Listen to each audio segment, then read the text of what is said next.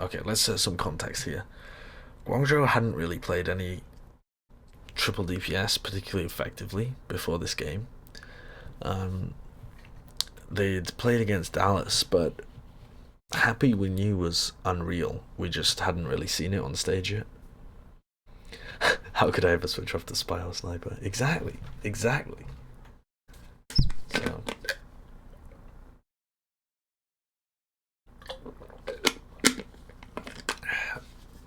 so what I'm really interested in looking at here, by the way, this cheese is.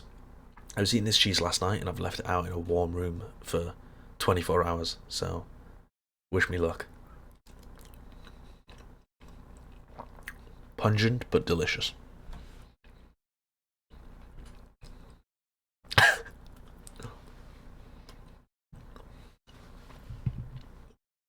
Listen, that's what you're supposed to do. You're supposed to leave cheese out for like hours and hours. Food poisoning. Okay. I think I may be invulnerable to food. I can't think of a single time I've ever gotten ill from food, and I frequently eat, out of date stuff and fuck with food and all sorts. Okay. I didn't refridge it now. Alright.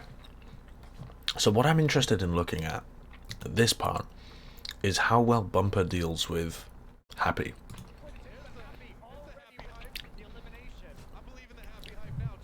And I'm also interested in how Guangzhou move around the map. Because something, let's look at that for starters. Something that we've seen with a lot of teams when they run these triple DPS comps is that their team just seems chaotic all over the place. But I like the way that Guangzhou played this map because they had a real plan for what they wanted to do. It seemed much more structured than most teams. They got their backline playing together, they're playing with the Widowmaker, they're all in the same place, they can all peel for each other. The other three players are going to go and destroy.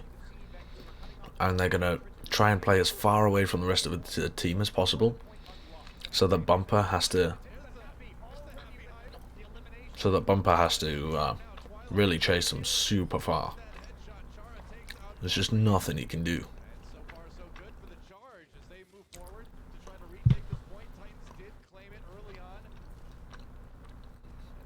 I mean, he could have sat outside the door, I suppose, and not died, but also, though, what I really like about how Titans played this, it's nuts, isn't it? Poor Bumper gets headshot and then just destroyed as soon as he gets to the point.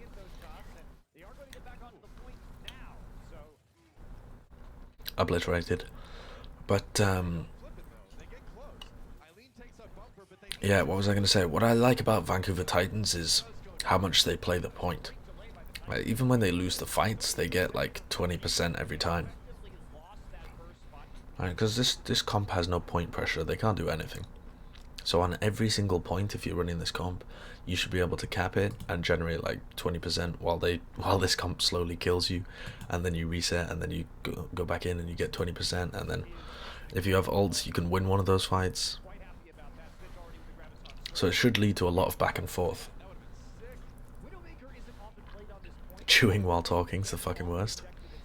Yeah, apologies.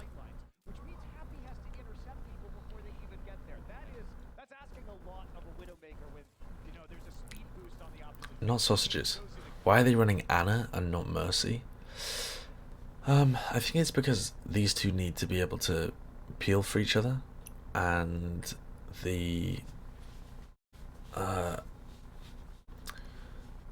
so the Anna, if you were running like Zen Lucio in this position, the Zen would be such a viable target for this team to go and dive on and destroy.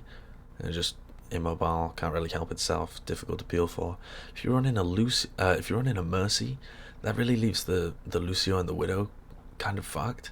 I think you will see some teams, particularly when teams run quad DPS, they will run Mercy, because you don't want any diveable targets. But if you have two supports, you want some that have really good synergy together and can rotate around the map and be able to heal from a long way away.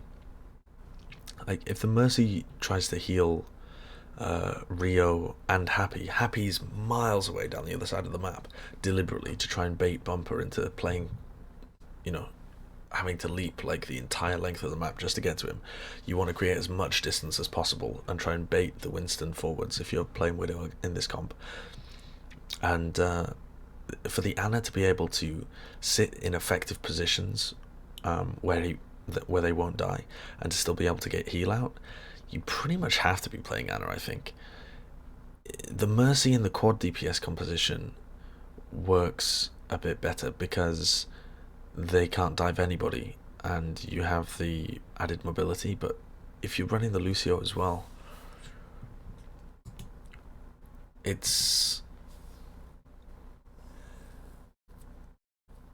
I'm just thinking actually, I mean, you need Rio to be able to stay alive a bit more. So running something like Mercy Lucio, you wouldn't be able to keep Rio alive at all, I think. It's not like the Nano really does anything. I don't know, the comp confuses me a little bit, but the basics of it are that you're trying to spread out and harass from all over the place whilst harassing with your Hammond as well, and then you're trying to put your Widowmaker in positions where she can get shots, and then using the Widow to bait aggression out of the main tank and see if you can kill him. So you can't use Zen, but there could be some kind of comp where they have Mercy. I just think that you would run out of healing a lot on your Hammond.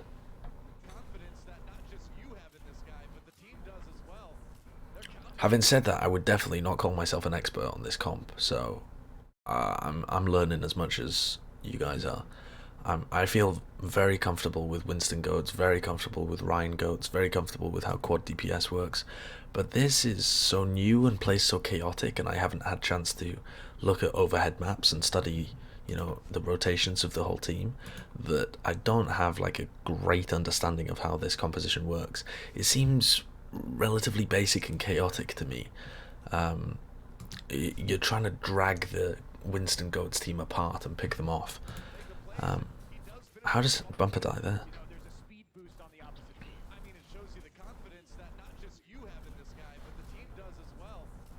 I mean, I don't know. I think they're just trying to get onto Happy again.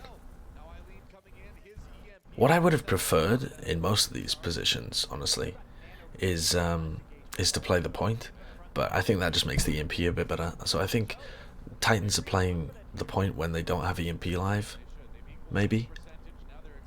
I would expect them to play point now and try and just take it.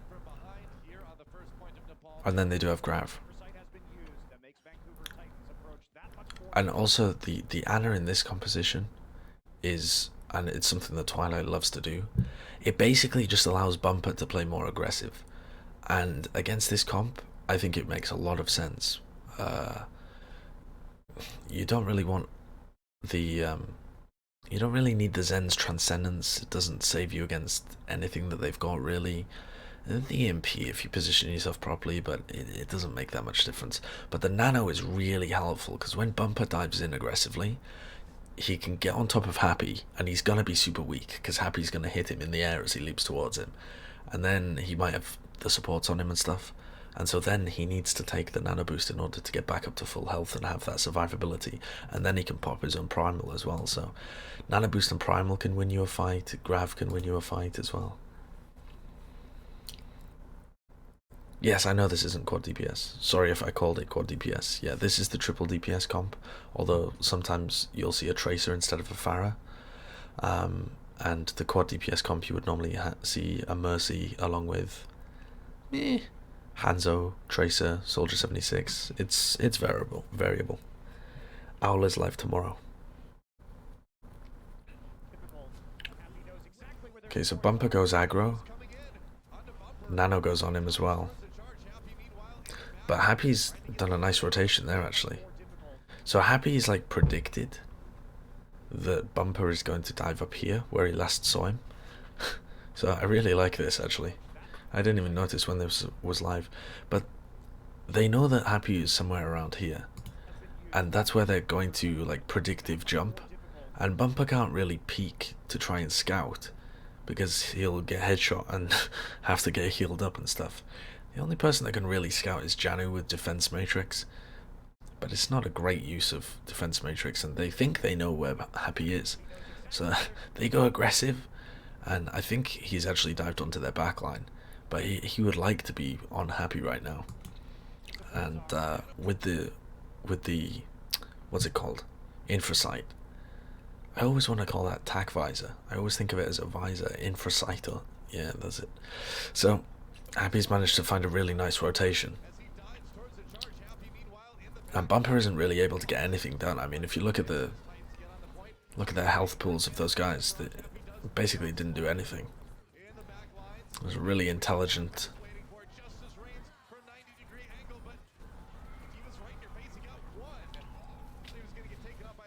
Janu didn't have boosters or full matrix, I think, there.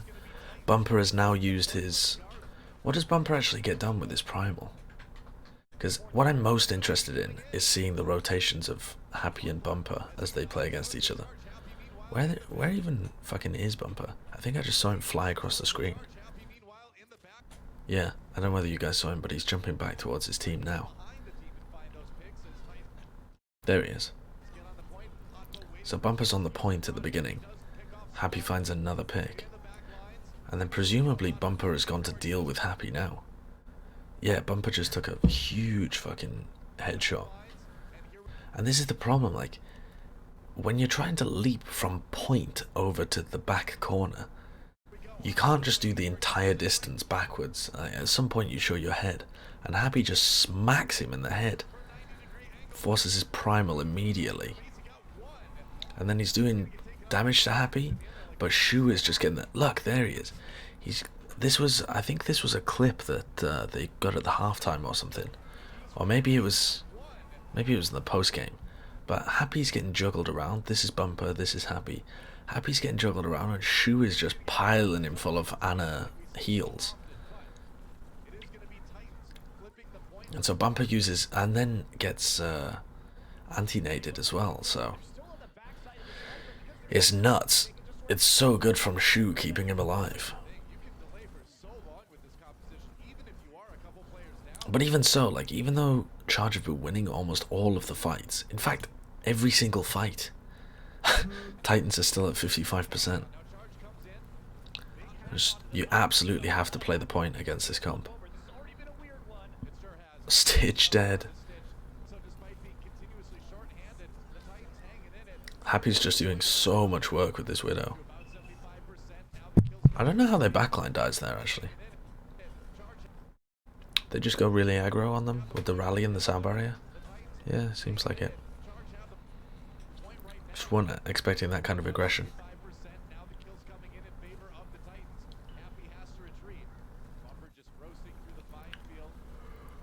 It looks like what they were expecting Titans to do there was actually cap the point first, and then the backline of Charge would have rotated up top.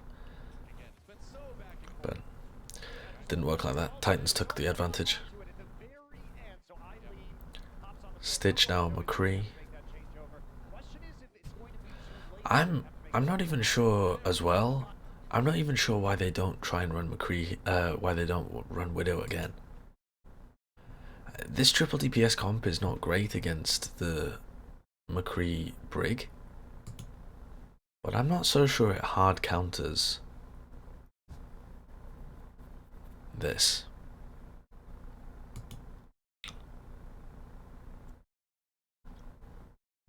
It feels like Happy should still be able to actually apply a ton of pressure onto Stitch and like control his positioning a lot. I don't know. I'd be interested to see how that worked out. So they run Sombra Goats instead. I think this is fine. This is good counterpicking from Charge. I would be interested to see how that triple DPS comp ended up getting countered by the McCree comp. I mean, obviously, it applies a lot of pressure to the Sombra and to the Wrecking Ball and to the Pharah, but the Widow is kind of interesting.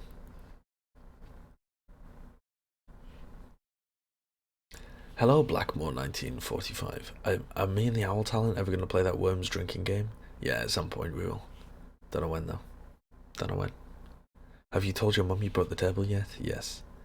Did you see week 1 viewership is up 30% from last year? That's pretty sick, isn't it? Yeah. I mean, growth is always good. But 30% is pretty fantastic. It'll probably still drop, you know. Like people have people get very, I don't know, panicked about stuff like that when viewership declines over the course of the season. But I mean, of course it does. People are excited at the beginning of the season, and then it becomes the norm. So, I mean, I don't think there's ever been a season where I watched.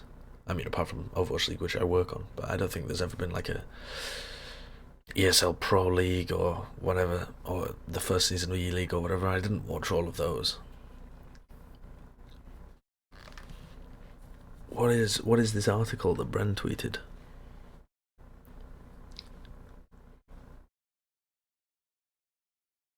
What do I think of the Hammond buff? Uh, it does seem pretty annoying. One of the nice things about how it used to work is that the Hammond couldn't just spin around the point and use their shields. You had to actually like reduce some of your mobility to have the shields. So it's kind of crazy. I think my biggest concern is that it'll only affect overtime stalling, and that's already a problematic mechanic. But we'll see, we'll see. Can you please say goodnight Feskia? Sure, goodnight Feskia. Do I prefer to break down VOD reviews for Goats Comp games or the old dive comps? The old dive comps, you had to have the top-down map because people would move, like, some people would move this way, other people would move that way, and the timing of everything was really important. Goats Comp is easier to analyze from this point of view because it's about where the whole team moves. It's about whole team rotations, which I think is personally really cool, but dive comp was much more about having individual rotations, different strokes. I'm actually really enjoying analysing Goats Comp though. I think it might be one of my favourites. This season's opening week peak was 100k lower than last year. Yeah, but that's just because people. I mean, that's exactly the same phenomenon that makes the opening day got, what was it, like 400, 500k viewers on the first day, because Owl had been hyped up so much and everyone wanted to see, like, is it going to shit the bed, is the production value going to be good? Like, everyone in esports was basically watching it to see if it was any good. So those same people aren't necessarily going to tune in the second time around. What's most interesting is average viewership, and average viewership is up.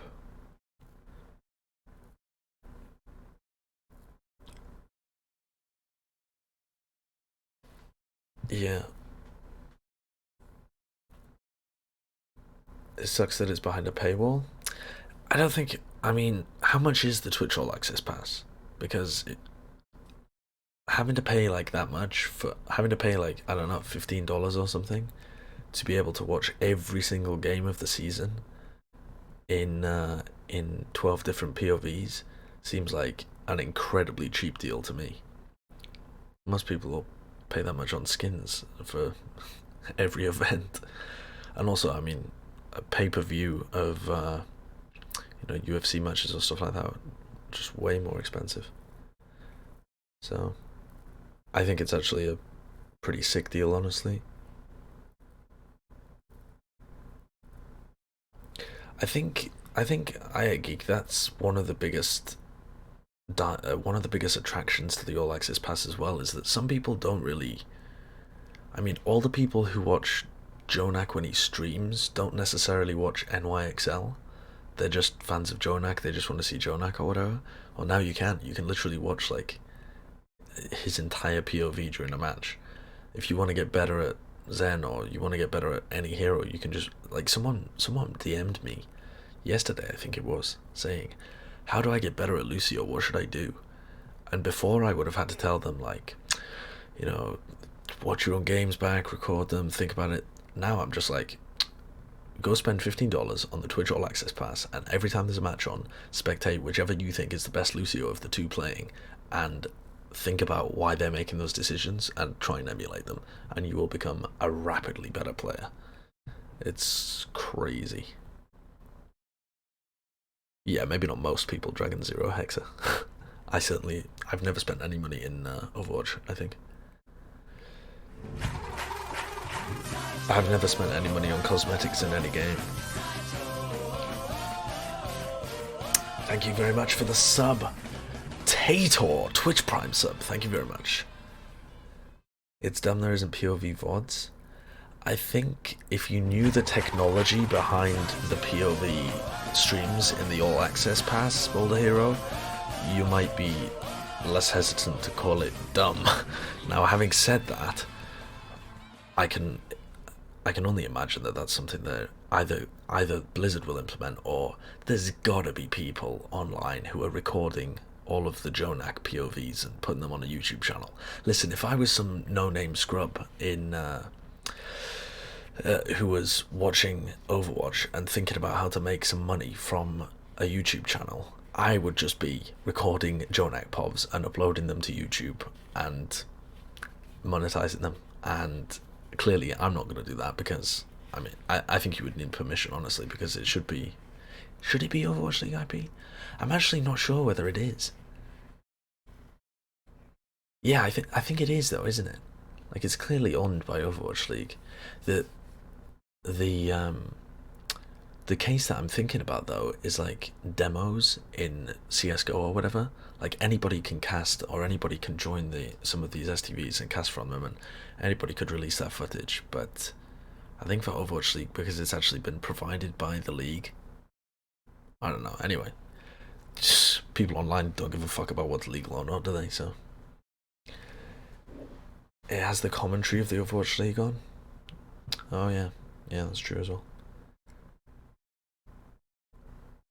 Twitch owns the right to those POV VODs and will be removing them. Oh really?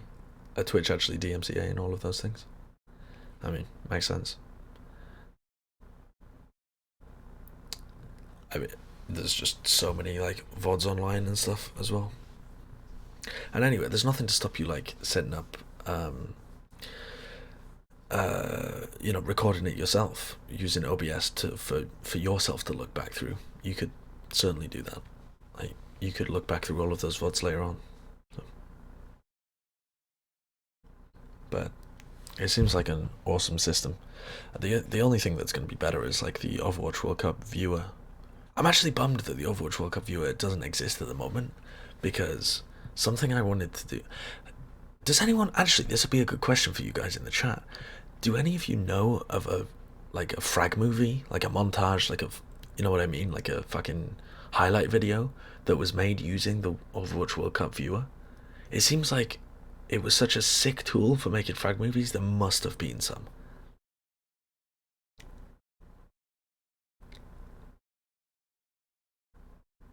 The Overwatch World Cup viewer was such a huge success that at some point, surely it'll be available for OWL. It must just be like a technical limitation or something like that. I mean, I say must. I have literally no information, but they gotta be working on it, surely. Goats all Overwatch World Cup, not much highlight plays? Nah, man. Team China was going crazy. Contract limitation, 2-year Twitch deal? I don't know. Well, anyway. You have tech for automatic frag video creation? Does nobody know of any frag videos that were made? I mean, Team China was crazy. They didn't play goats. And even the goats things, there was so many awesome plays. So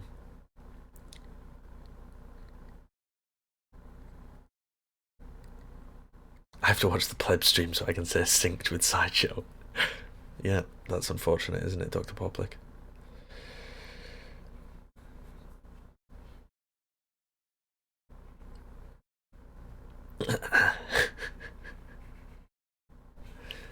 This is Big Finley from secondary school.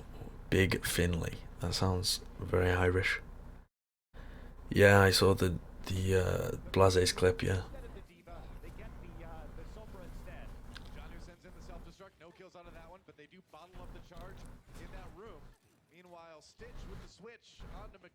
Stitch with the switch. I'm just trying to make it the point. Eileen's gonna have EMP as well. I can't remember if Stitch just killed everyone here.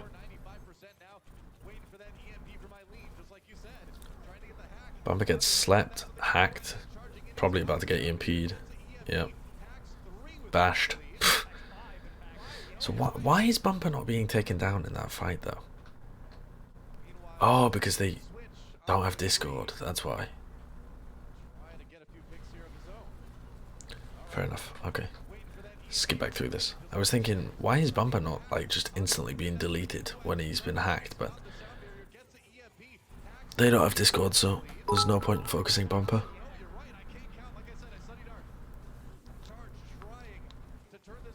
Goes back in with the nano, gets slept, and then bashed. And then hacked. Just look at Bumper's status effects here. It's fucking ridiculous. Bumper slept, then hacked, EMP'd, then bashed, still hacked.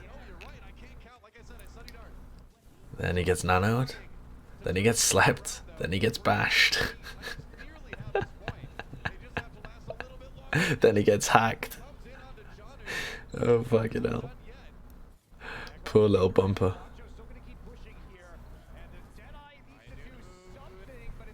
Oh yeah, this was the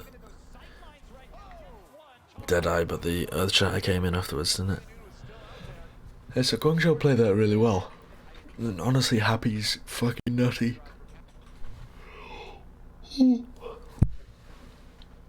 Did I have any unusual hats or gold weapons in TF2? Yeah, I was given an unusual hat.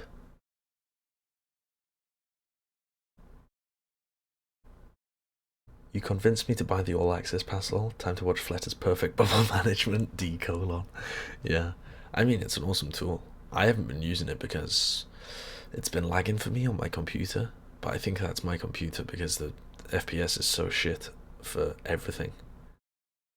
FPS game, says Happy Cool. Yeah. Do you have exclusive access to these VODs that you download? I'm assuming so, since you're able to be. I'm not able to switch perspectives. This is just a VOD. This is just the exact same VOD that they showed in the game. This is just from the Twitch channel. And yeah, the Twilight's sustain is outrageous. Did I stream yesterday? No, I didn't.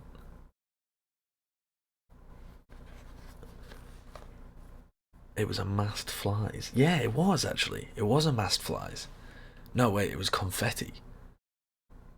Or something. It was either flies or confetti, I can't remember. Hey, RR girl. Opinions on Batiste? I don't really know. I don't have many concrete opinions to be able to share, but I'm not convinced that it's gonna be a goat's killer or or even that useful in many compositions. I can see it being used in like static Orisa comps, but or like, you know, poke compositions, double sniper stuff maybe. But even double sniper, you want to set up a different angle, so I don't fucking know. Basically, I don't know. I'm waiting to see the pros use it in the games.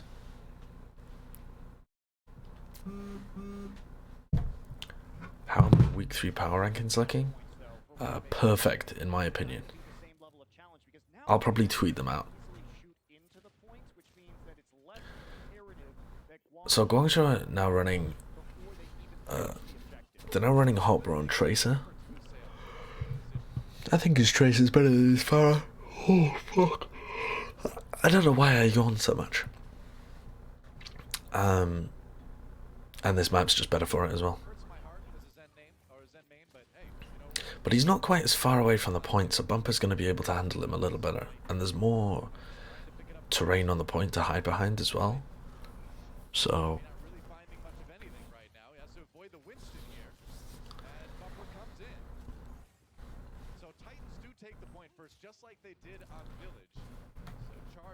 I'm not convinced that this comp is amazing on this map.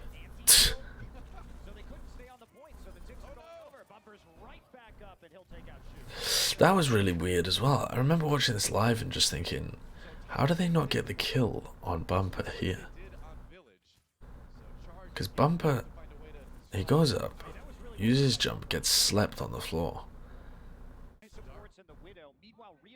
Now again, they don't have a what do you call it? They don't have a Discord, so Bumper still has, you know, all of his health. But if he gets antied here and like headshot and shit, I don't know. They're using the defense matrix to block it. It seems like they're it's just a little strange that they didn't commit more people onto it, but I think Eileen wasn't in position and like Hop was too far away as well. Yeah. And then because Twilight hit a really nice anti onto Shu, they go aggressive, and Twilight heals him the whole time as well.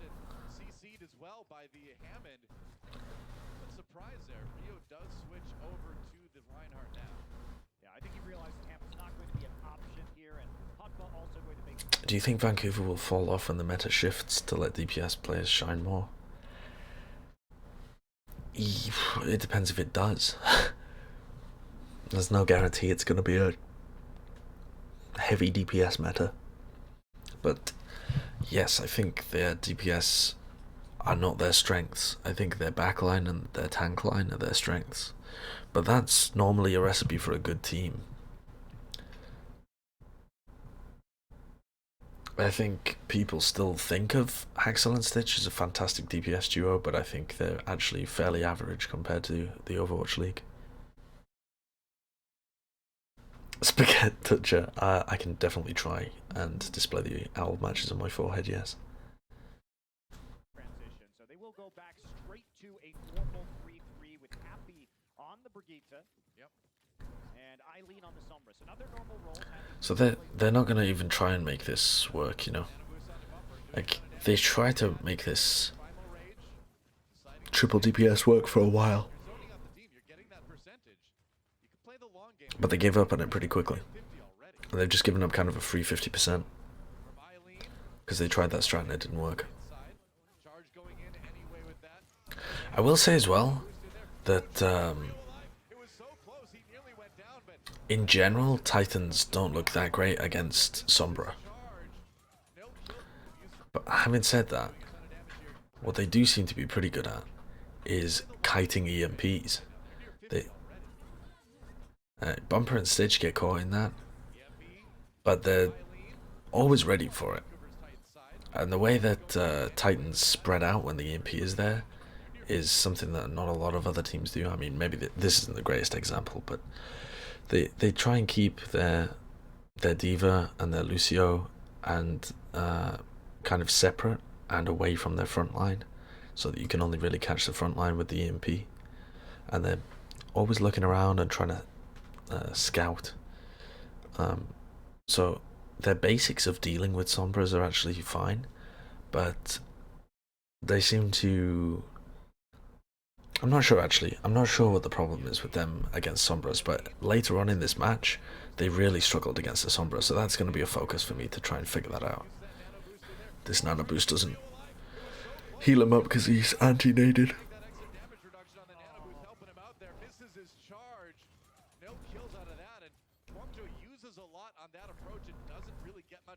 I mean, they use the nano just to keep him alive, right? Shu actually will take down. This one's weird as well because Vancouver try and go aggressive here, and it looks like they should be trying to go aggressive on Hopper. I mean, they use the nano just to But then Bumper gets bashed and just melted.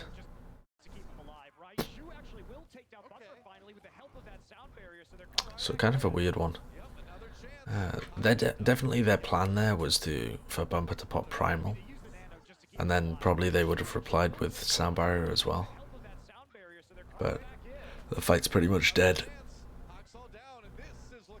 as soon as Bumper gets bashed, and they just kill him before he's able to pop Primal.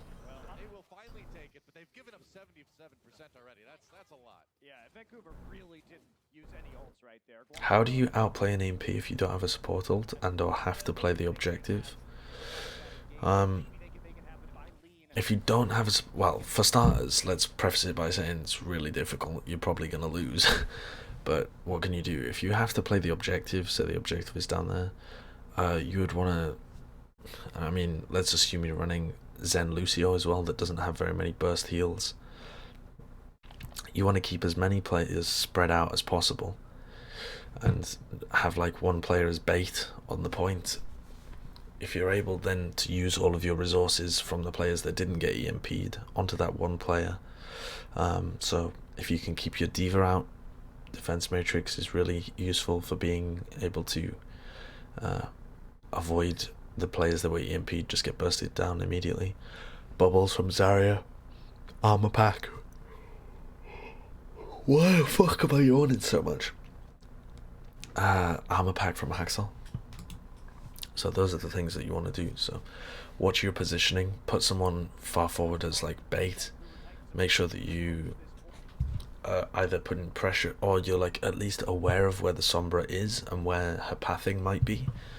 So if you're able to see the Sombra, being aware of like where it is, and if possible putting pressure on her so that she uses the EMP as soon as possible and only gets your front line.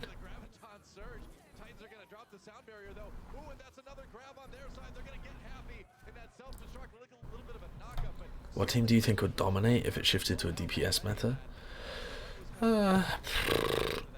London, NYXL, Paris. Not Paris, sorry, Philly.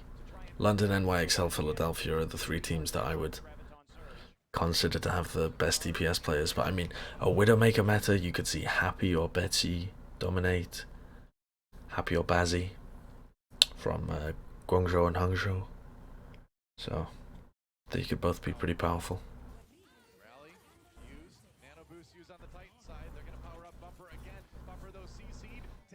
Bumper nanoed, but he got hacked, and he also got... So I mean, let's have a look at that situation as well. So they know that they're playing against EMP. Players are really spread out. They're not just all going to stand in a ball. They don't quite know where the Sombra is. But okay, EMP comes out. It actually hits 4 people. It's a pretty nice EMP from Eileen. Hits the players that are over here trying to stay out of the way. Hits their kind of bait target, Bumper. Doesn't hit Twilight though, so Twilight's able to use the nano boost onto Bumper. And they invest all of their resources to kill Bumper. So if you only lose one person in an EMP, honestly that's not too bad. Still makes it winnable. It's unlikely you're going to win it. EMP and a single pick is still a huge advantage, but it does make it possible.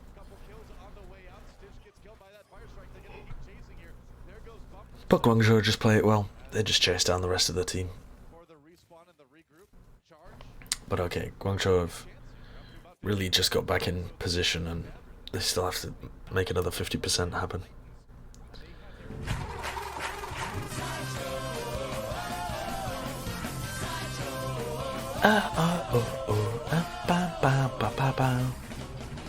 Brendan M74, thank you for the Twitch Prime sub. 5 months.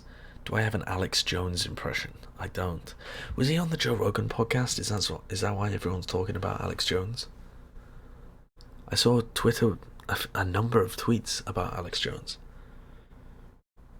He's just mental, isn't he? What's the famous video where he's like running after someone and calling them a coward? You coward! I don't know who Eddie Bravo is. Granoth1, thank you for the Twitch Prime sub.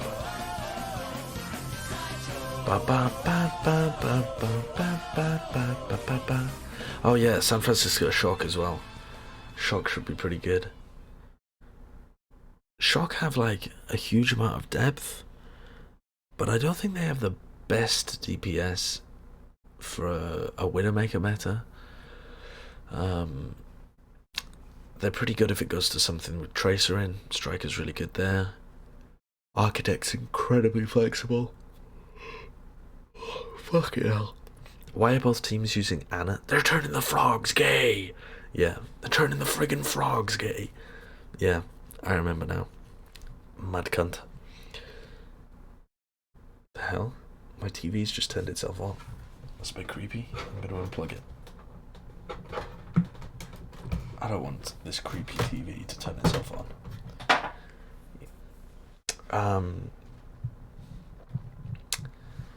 So, why are both teams running Ana here? Vancouver Titans started on Ana with their Winston. And it seems that Vancouver Titans actually quite like playing Ana goats, it seems, particularly with Winston. They like to give Bumper a lot of resources, and they like to play aggressively, so you don't really engage in shield battles that much, where the Zen can have a huge advantage. Now, having said that, I think it's also because they expected to be playing against Charge's triple DPS kind of setup. As for right now, I don't know. If I was the Titans, I would be switching back to Zen. I think Zen is better. For Guangzhou, they started with Ana Lucio because they were playing a triple DPS composition, and then they just kind of kept it. Oh well, I suppose Titans as well are playing against no Diva, aren't they? But when they began, they were playing Ana anyway because they were playing against triple DPS. So they were playing against triple DPS. Now they're playing against no Diva. So in either situation, Ana is going to be able to get a lot of value out of Biotic Nades. As for Guangzhou, I see a lot of teams play Ana Sombra, and I think the EMP after the EMP Bionade combo, because obviously if you hack the Diva they can't get anything done, is really powerful. But I don't know, I think a Zen is better. I think the problem with running Ana Sombra is that you should win the fight when you have EMP anyway. You don't need the Bionade. And in the fights when you don't have EMP, the Zen is better. Zen also allows you to play slower and be able to contest the enemy team and put a lot of pressure on their shields. Whereas Shu on Ana here, you would want to play more aggressive. In general, if you have an Ana, you want to be trying to play more aggro. So Titans are definitely the best team, or one of the best teams, because of their incredible team synergy, but individual player skill is very strong as well. Wonder how much value they're placing on sleep. I don't think sleep really makes much difference at all. The only teams I've seen put a high value on sleep are when you're playing against fucking Florida, when they were playing against Chengdu. Seem to be trying to use their sleeps a lot on the Hammond, but I don't think that's good.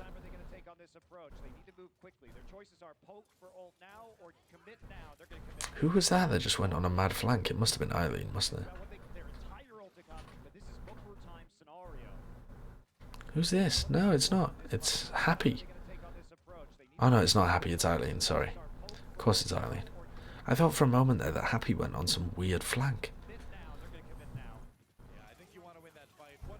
That is a sick sleep, honestly.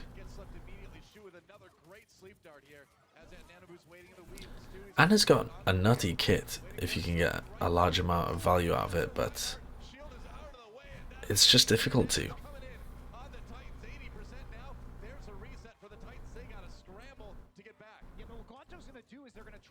That though was always going to be a one fight for Guangzhou.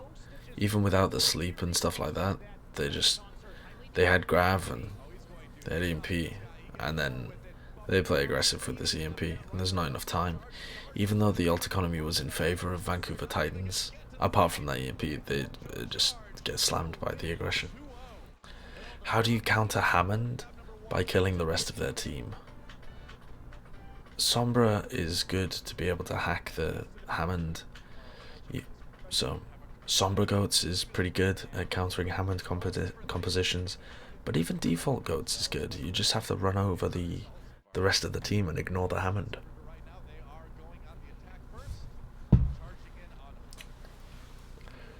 We are reviewing the Force of Nature team. Yes, yes, yes.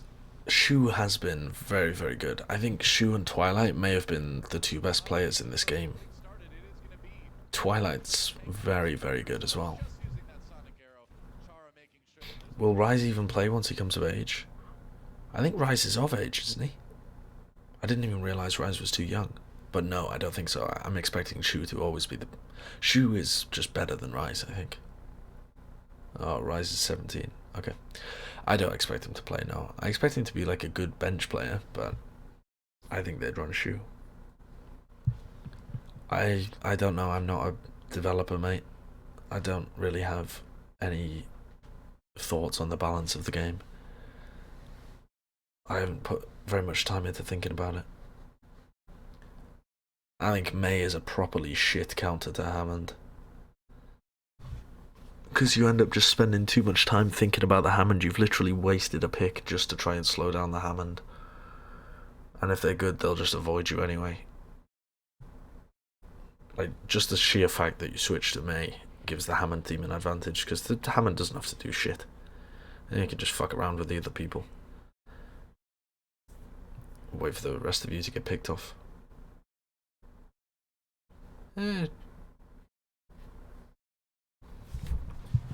Hotbot might be the weakest link on this team, but I'm not sure. Maybe it's Chara. Chara seems okay to me. Seems pretty solid. Do Titans have any depth if the meta shifts? It seems like no. Yes, Titans have a shit ton of depth. Titans have played in like 4 different metas. Titans have reached the finals of Apex Season 2, Apex Season 3, Contenders... Was it Contenders Season 1? Did they reach the finals of as well? No, maybe they've only... Oh, APAC Premier 2017 and Apex and Contenders Season 2. So... Oh yeah, shit, it wasn't Apex Season 3, it was Apex Season 4. Yeah, Apex Season 3 was Lunatic High and Kong the Panthera. Yeah, so, to summarise, Runaway have been one of the best teams in the world. Apex Season 2, which was, they were playing fucking Ryan comps, but with Genji. I mean, Apex Season 2 was super weird. It was a mixture of a lot of different stuff, and people were just starting to get to grips with a lot of different metas. Apex Season 4, which was dive, like straight Genji Tracer, Lucio Zen dive. At least in the finals, that's what it was. APAC Premier, which was... I think APAC Premier might have even been Mercy meta for the playoffs. And they made the finals. And then Contenders Season 2 was like a little bit of Goats, but also quite a bit of Sombra, and then some Sombra Tracer was sprinkled in there as well and stuff, but a lot of Goats towards the end of the series. Towards the end of the tournament. So, yeah, so basically, yes, I think this team has a shit ton of depth. I think they have made changes, right? Like, it wasn't this team. This team wasn't exactly the same if you go back that far. I mean, they had, like, Kaiser was playing Ryan and stuff. But basically, these players are all really good now. These players are really good, and they're really experienced. Like, this team used to have good teamwork, but worse players. And then they've slowly mixed up a bunch of different players and different positions and stuff like that. And now it seems like they've really settled on a roster that's very good and very experienced and also pretty deep. I'm not saying they have the best players at every position or anything like that, and certainly there could be some metas that they just can't get to grips with, but Depth would be the last of my worries with this team because they've been around for so long. They've seen everything. Haxal's played fucking Lucio at one point as well. I think that was Apex Season 3. Seeing Sidesho's hairline, I'll be too afraid to fall asleep. It's not going to get you. What do you think of the idea of Overwatch moving to Enforce 222? I think that would be a terrible disappointment for the game. There's, as I was saying to people earlier, it relies on the perfect classification of all heroes from now until the end of time. Like, what is Brig? Is she a tank? Is she a support? She can be used as a tank in certain compositions. What about Baptiste? Is he a DPS? Is he a healer? I mean, Symmetra and Torb are both classed as DPS, but they're certainly more supportive in certain compositions. And then Sombra, your support player, used to run her when she was like basically just an EMP farmer. Now your DPS player tends to run them, but lock into 222 would just kill so many interesting creative compositions. Triple DPS was so fun to watch as well. And I mean, we have quad DPS now and some triple DPS stuff. You have 222 compositions where the off tank is the Brig. Like you have the Ana Lucio Hammond Brig. Tracer Sombra is like a comp that people run on Busan, and that wouldn't be allowed with 222. I mean, I think it would be a loss for the scene.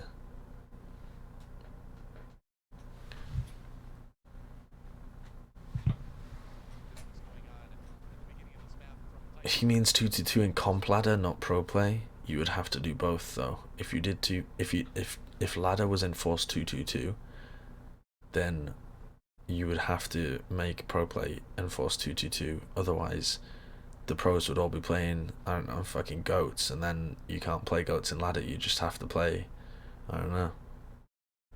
I don't even know what it would be, double sniper or whatever. I mean, it would be absolute trash practice for pros, and it would go against every principle of having the pro play mirror what you actually get in your casual games. That is funny. So they will just proceed into the typical Zarya charge poke duel / fire strike poke duel that is going to be the start of Hollywood before attempting to fake a rotation actually. I don't think they use much Sombra on this map. I'm most interested to see when they run Sombra or DPS comps to see how Titans play against it. Titans said no, so now they have to go up and see if they can force a drop here, and Chara will help. Lucio tried to convince the Titans they wanted to drop, but the Titans said no, so now they have to go up and see if they can force a drop here. I'm not really sure what happens here with Titans. It's really strange to me, because a lot of the time you'll have these players holding on the high ground, and like for a lot of teams your Ryan will hold up there with you, and then when these guys look like they're pushing point, your Ryan will drop off. So okay, Bumper's started on the point, that's fine. But when they push around this side, as they come up this staircase, Bumper rotates up top, and it looks like they want to hold them in this choke, which I think is a good play. If the team's rotating up here, they should take a shit ton of spam as they come up here. But the rest of the team drops off and leaves. Is it just because Haxal gets booped off? Is it just a right click? Is it literally just a happy right click that boops Haxal off and that stops them holding the high ground? Like this happy right click knocks Haxal off, and now they can't hold the high ground anymore. I thought it was a deliberate rotation, but I'm pretty sure that's what's happened here. That's fucking strange, isn't it? What an odd situation. To have your entire plan scuffed right from the beginning just because of a right click boop. Plus speed boost. I mean, he's on speed now. Yeah, I suppose speed might have had something to do with it. Do you get booped further if you have speed active? I don't think you do, right? It's just based on your movements that you actually make yourself. Happy little accident. I got my new Hangzhou shirt and just spilled a taco on it. Oh, fuck. Here's a little trick you can do, though. Just get a load of raspberry sauce, or any sauce that's pink, and just rub it in. Just rub that shit in.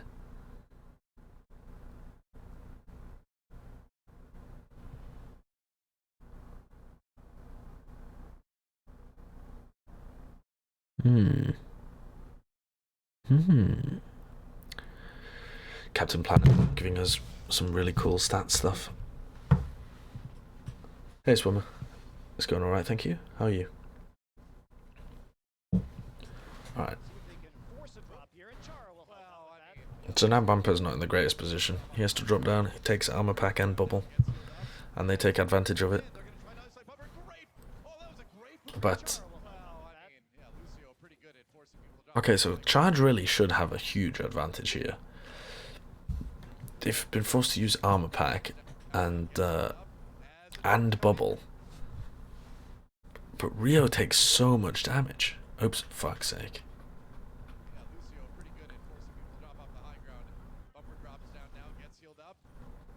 He just gets rinsed. What does he get destroyed so much by? Twilight and Sominsu just do a shit ton of damage to him. Yeah. Kinda crazy. Should be able to do a lot of damage there to Bumper, but Rio gets fucked up.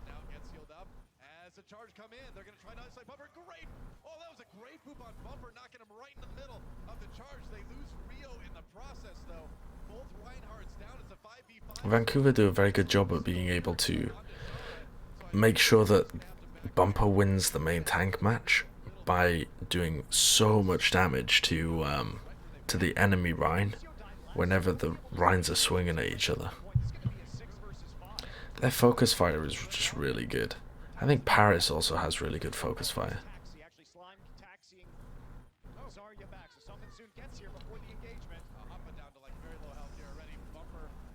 They trade bubbles, and Bumper and Rio are booped over to the other side.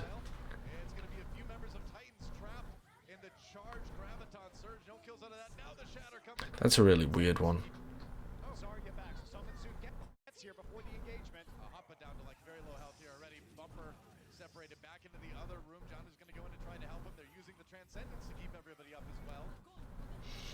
I'm not really sure why Happy uses his graph here as well. I can't really understand what this is about. It's so deep, it's so difficult to be able to follow up on that at all.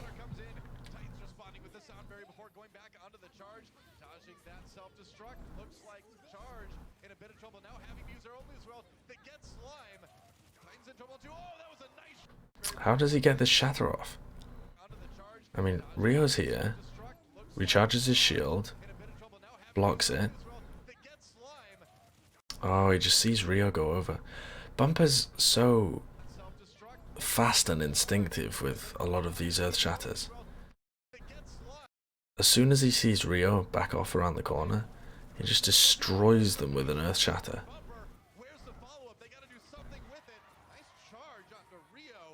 Rio tries to peel for the rest of his team by charging back towards Vancouver Titans.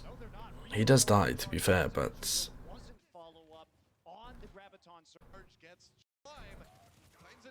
the fact that they're not able to follow up on any of that is pretty huge. Wait, how many players got knocked down? It looked like shit tons of them got knocked down, but it looks like it was only Hopper and Happy. How did their supports not get caught? Was Kid blocking for them? Must have been, mustn't he? Thank you, Rosemond Burst Mode, for the tier 1 sub 6 months in a row. Thank you.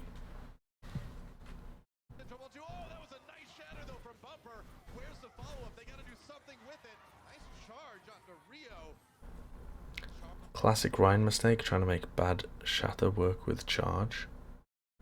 No, this charge is just to this charge from Rio is just to make sure that the rest of his team survives, because he knows that everyone has to kill him. Like, otherwise they would follow up, get a pick there, and then chase them all out and get stagger kills and have much better positioning. By Rio charging in, he's like deliberately feeding so that everybody from Titans turns and kills him, and then they're still getting spammed by everyone else. It allows the rest of his team to recover.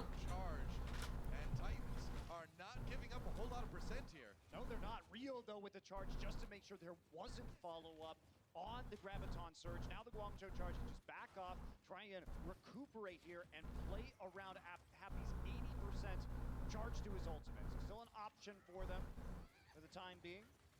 They are back already. Solminsu up on that high ground, gonna get knocked off by Hotba. Rally gets used, disengages so fast from charge. As soon as that rally gets popped, they book it out of there. And now Solminsu can go back up top again. Both teams really placing a premium on the high ground. They've got Solminsu and Slime. Janu's also fighting for it. Just the high ground is so important because you can get over the Rhine shield and spam the back line and all of this shit. And that's something that teams have really started doing because the high ground is so important. You'll almost always see Owl Zaryas up on the high ground, and so one potential counter to that is just using solo grabs on the Zaryas, and then if you get the pick on the Zarya, you're probably going to win the team fight. So it's a nice play from Twilight here to use his trance and just jump at them, but it's also a really nice play from Bumper as well. Bumper is again winning this Rhine v Rhine matchup. Rio takes a bubble, so let's ignore what's happening on the high ground for a moment. Rio goes aggressive with this bubble. They use Armor Pack on Bumper to heal him back up, and then they use the bubble to go aggressive. So they're using Armor Pack to heal during the middle of the fight so that he doesn't get chunked down too much, and it gives them a massive advantage with the bubble later on in the fight. Rio gets knocked to the side, and as soon as Rio is out of position, Bumper immediately shatters and gets Shu, Kib, and Happy. Bumper is so fucking good. When Bumper isn't feeding, I think he's easily the best Rhine in the league. Easily the best Rhine. He's so much better than everybody else, actually. But also because his team supports him like a motherfucker. They put all of their resources into him, and he has a great understanding of being able to win the Rhine v Rhine matchup. Yeah, he only started playing Rhine not that long ago, yeah. I think Mano is still mechanically better. I mean, there aren't really that many mechanics with Reinhardt. It's about getting the better end of the engagement and then being able to... I mean, these clutch shatters coming out from Bumper are outrageous. But it will be interesting to see him go up against Mano because we haven't really seen NYXL tested. I would imagine that it would be a pretty even matchup, but I think Bumper is better with his Earth Shatters than Mano is, honestly. How does Fusions compare to Bumper? Fusions isn't as well supported by the rest of his team, but still takes all the resources. But I think Fusions plays more aggressively to the point where he would get baited by the better Rhines and killed or collapsed on more easily. Bumper is rarely, this is going to sound stupid, but Bumper is rarely caught out by stuff. It's just him making crazy decisions that ends up with him losing most of the time. I don't think we've seen so far Ryan get the better end of him. It's just that he sometimes hides around corners and goes for crazy pins and stuff like this. But yeah.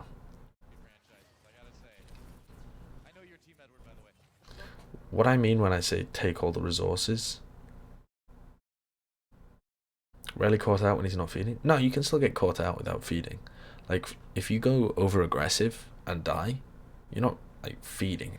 I mean feeding as in like fucking, I don't know, running at the enemy team at a horrible time, or like you're miles out of position and you get caught. I mean, you can still lose fights as a Reinhardt because you're just a little bit too aggressive or too far forward, or you don't realize that you've got Discord on you, or you don't realize your bubble's not available, or something like that. Bumper is either making fantastic decisions or the most outrageously dumb ones. But even the outrageously dumb ones are just clutches. They're not like they're outrageously dumb in my opinion because they're so high risk, high reward. But they're not dumb as in they have no chance of paying off.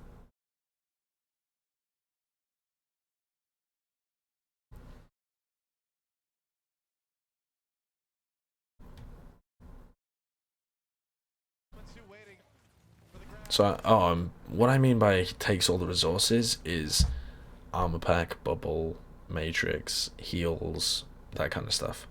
Like both Vancouver Titans and Boston, when Fusions plays, invest a lot of resources into their Reinhardt and make sure that he wins the Rhine v Rhine match. Other teams play around their Zarya a little bit more, so that, or some teams, I mean, NYXL when they play with Sombra don't invest as many resources into Mano. They tell Mano to play more passively, and they invest the resources into sometimes Jonak more as well. So like, resources are the abilities that help the rest of your team. So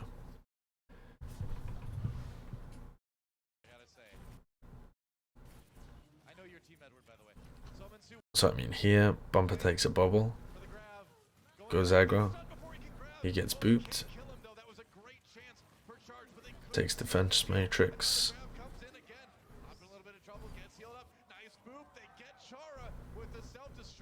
It's a nice pin.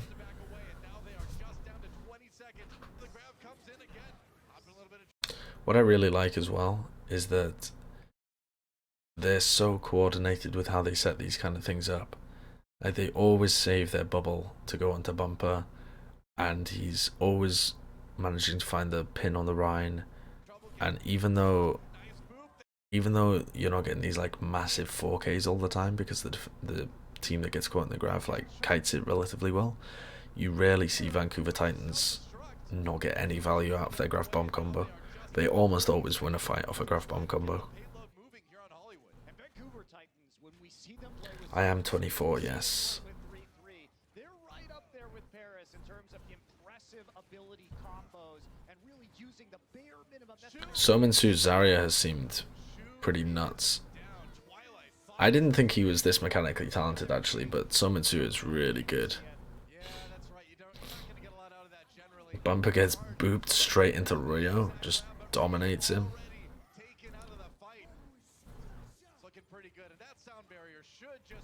Okay. Is this even worth looking at?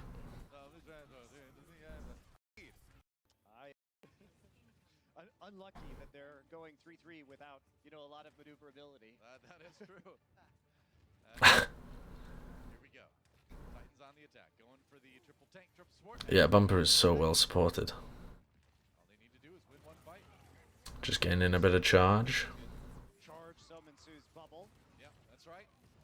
And here we go. Slow roll onto the high ground. Shu gets Twilight. There's a little bit of revenge for the end of the last round. So Charge with an early kill to 5v6 for Titans at the moment. You gotta try to make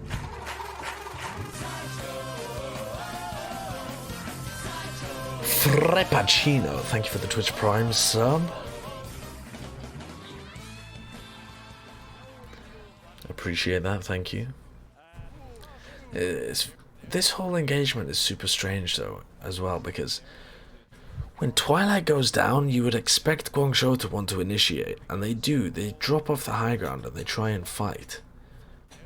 But I'm not really sure why they don't try and push them. Like here, as soon as Chara gets out and Haxal's out as well, Sominsu and Bumper are the only players in, and Bumper's really weak. These 6 players could push here, and their backline might get caught, but the damage is all in front. Like, these guys don't really do much damage. Your main damage in Goats comes from the Zarya, the Zen, and if you're close range, the Rhine. So, if they just come up this staircase, Bumper should die. Or they could just hold close as well. They could just hold close and wait for them to regroup. When Bumper tries to get out here, he's got this much health and he still gets out. It's very weird.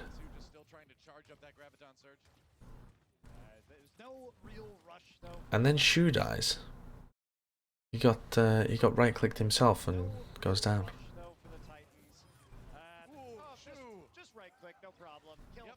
Kill Zenyatta. You're dead. Titans coming in, 6v5. All they need is that one tick. Titans look dominant in Rhine v Rhine Goats.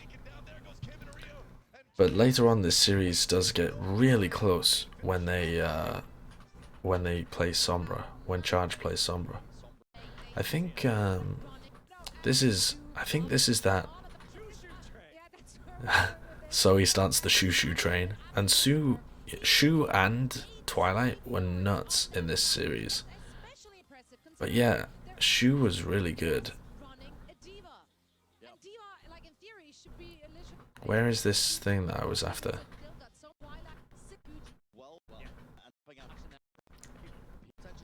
Okay, yeah, this is it. Bren did a breakdown of this. And this was Bumper trying to zone out Happy. And so this is when Happy rotated through. So like, they've already used the Nano Wand on Bumper to try and take high ground, but Happy used his Infrasight and was able to find the perfect time to be able to rotate. So now if Bumper wants to pressure him out, he has to predict where he is, so he has to jump over here. Then Happy rotates over this way. Come on, Bren, get on with it. But Shu just heals him up the entire time. I mean, look at this. He's just getting... shoveling Anna heals up him, and then gets the Bionade on both of them. And Shu is destroying this fight.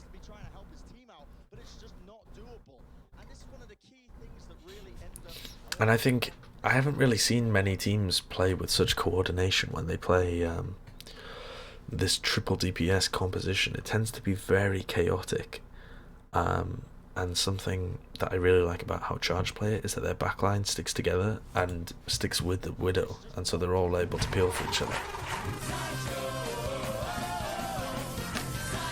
Thank you very much, Samton J. Samton J with the Twitch Prime. Thank you, Sunny Jin.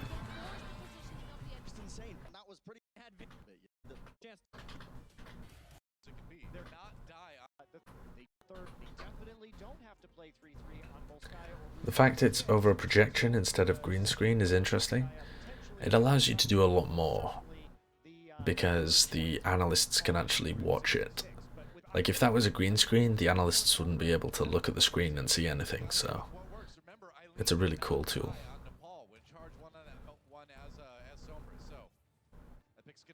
Vancouver just scouting with Sombra, but Charger again running this triple DPS composition.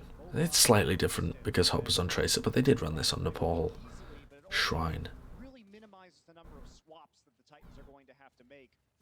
I don't think it's the best comp to use to defend, but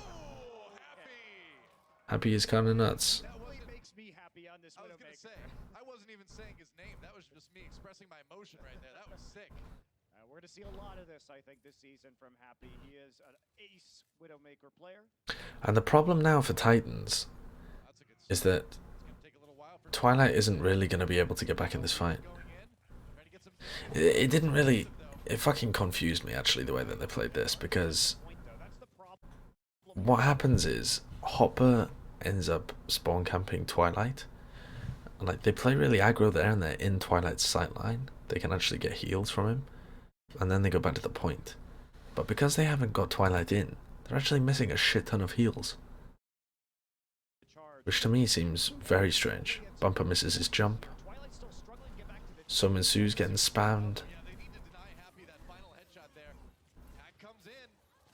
Eileen, no, is waiting for it. So, Bumper in a lot of trouble. This was a fucking dumb fight. From on high.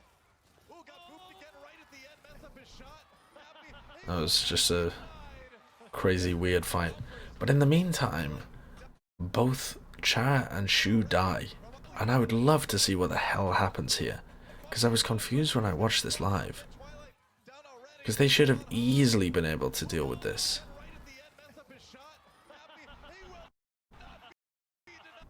So I know that I can see Slime get the boop here.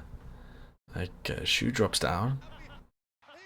And Slime comes and gets that boop, and Diana flies into the pit. But how did Chara die? Presumably something similar. But that's... I mean, that's a nutty... it's a really bananas clutch from Titans.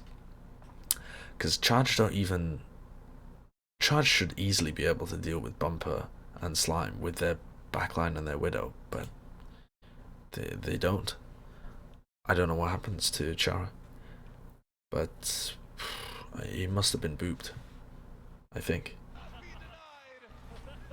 Bumper is down. That was a dramatic moment. Shu taken out eventually. Meanwhile, back on the point, Titans still making. So I think Titans should have lost this, but they just kind of clutched it. Yeah, maybe. Bumper was in fact doing his job because it took so long for Happy to get the last little sliver of I'm going to continue running this composition. on the point. Gives Titans a lot of ability to just get in. Gotta watch out for the minefield, honestly. And Bumper gets melted. And with only a Hammond to contest, that does make things difficult. There's the minefield right at the choke. Bumper actually gets utterly fucked here. Like, he gets hacked. I couldn't really tell you why he drops his bubble there. Then he gets whip shot. Oh no, it's slept.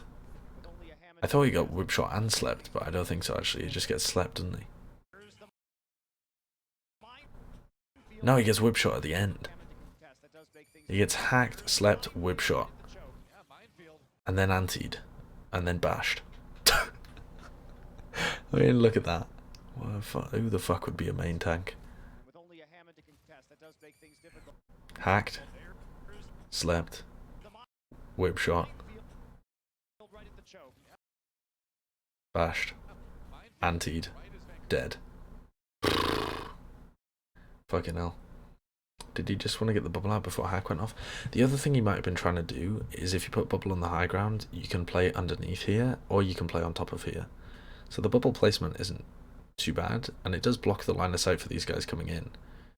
I'm not sure. I don't really know. It might be some kind of big brain thing that closes off a certain sight line, but it's not like Guangzhou are really running a poke composition, so couldn't tell you particularly what that bubble is for. Maybe the pros would be able to say. Having said that, I mean, Bumper gets destroyed, but I think another bubble to block the hack. I suppose it could have been, yeah. Do you try and bubble just to block the hack? Maybe. Unfortunately, it doesn't work. But yeah, could do. I'm actually not sure he would have committed the primal either there, Silkies, because after he, if he hadn't been hacked, even if he gets the primal off here, the rest of his team's been cut off by the minefield. And so Twilight literally can't get in, just has to wait for this elevator. I'm not sure whether he even would have tried, but could have still got value out of the primal and bought a lot of space. Thank you, DeCrobble, with the Twitch Prime.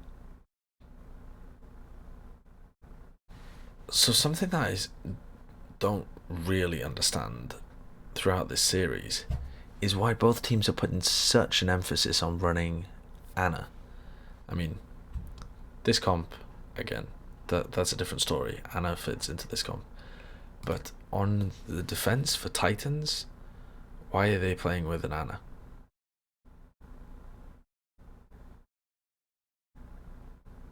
I don't really know. And for Guangzhou, when they switch over to Rhine Goats, why do they stick with the Anna? Kind of going back. Wow, they've actually decided to abandon this. Eileen is still on the flank. You can see him on the right side of your screen, running back invisible. It just doesn't really seem to fit with... Oh, sorry, they don't stick with the Anna. I paused too early. Having said that, I still don't quite understand why Titans place such an emphasis on running Anna in a lot of their compositions. They certainly get a lot of value out of it, and stylistically it works for them because Bumper gets even more help. But especially on defense, when Transcendence is so useful, it just seems... I don't know. Zen gets smashed by Sombra. That's not something you should be concerned about, though. I keep hearing this argument all the time. You don't have to worry about Zen versus Sombra. If they've got EMP up, then you've probably got a support ult up, or you're going to lose anyway. It doesn't matter whether you have Anna. You're going to lose if you get EMP'd because you can't biotic nade people. The healing isn't that good. You can just get defense matrixed anyway. You're just a little dribble on the floor. It's the fights where you don't have EMP that you want to be thinking about. And Anna is just worse. Stylistically, it works fairly well for them, but especially on defense when Trance is good, I don't know. What is this Momo shit? My parents, not my parents, my little brother and sister were talking about something about this. Somebody at school was saying something about it.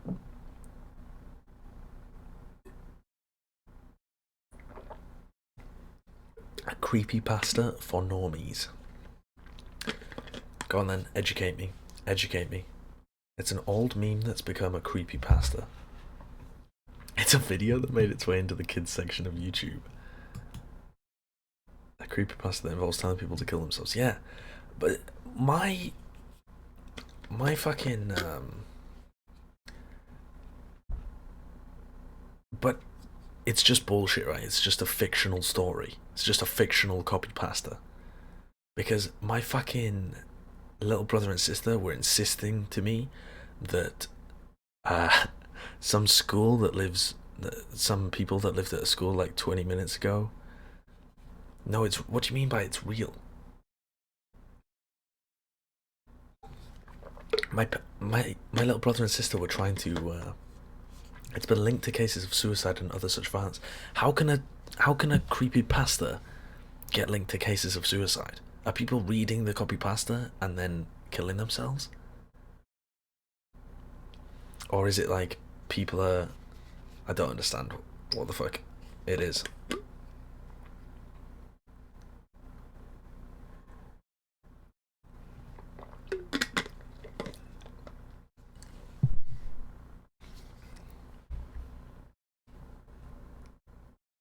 There is a real number you can contact and it fucks with you. What? Why are people deliberately ringing a number if they know that it's going to tell them things that... I don't even understand. Remember how Slenderman got linked to a case where a 12-year-old girl almost got stabbed to death? What? No! I've no idea. What the fuck was that? They give you challenges over the phone, culminating in a suicide challenge. What? So, what? Little kids read it and it tells them to kill themselves and such. Says if they tell their parents they'll be killed. Oh, I see. So it's like terrible emotional manipulation of little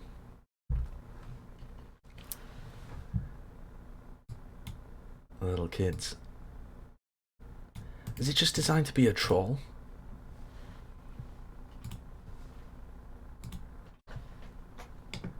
Okay, what is this? Fucking hell. Jesus Christ. That is a very creepy picture, to be fair. Momo is a nickname given to the sculpture of a young woman with long black hair, large bulging eyes, a wide smile, and bird legs. Bird legs? It's creepy as fuck. An urban legend involving a WhatsApp phone number that messages disturbing photographs to those who attempt to contact it, linked to a game referred to as the Momo Challenge. Similar to the Blue Whale Challenge, many have accused the suicide game of being a hoax. I mean, can't you just fucking WhatsApp it and figure out whether it's a hoax or not? That is an incredibly odd sculpture.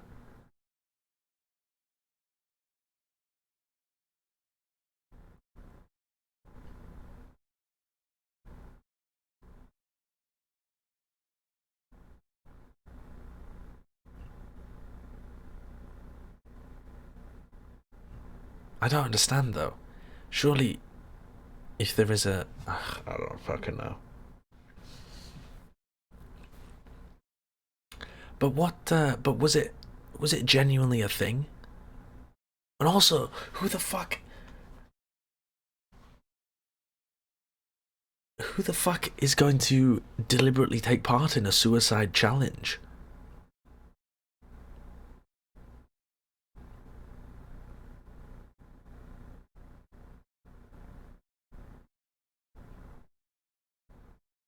I see.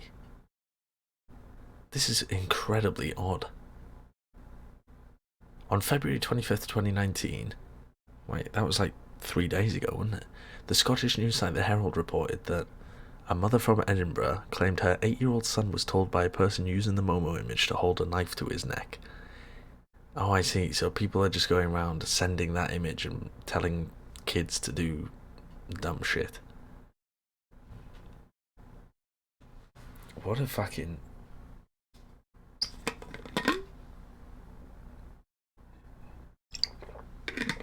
The people doing it are probably kids as well. Fucking idiots. Ah, good prank. Good prank. Mate, the person that fucking came past and untied my dog while I left it outside Sainsbury's was probably doing the Momo challenge.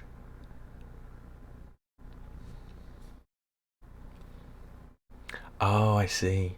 And they've put it into a load of kids' YouTube things.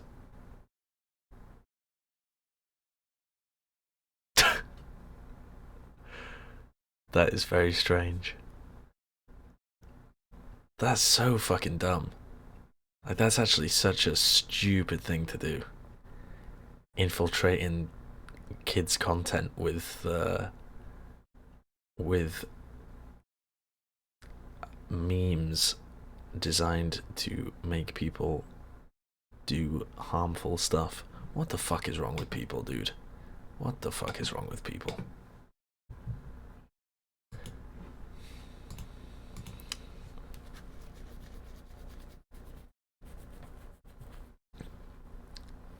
Which player has surprised you the most so far? I didn't think So would be this good, actually. I wouldn't say he's...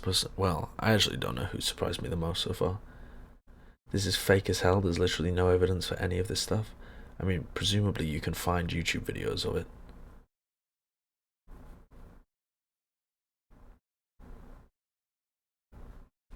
Anyway.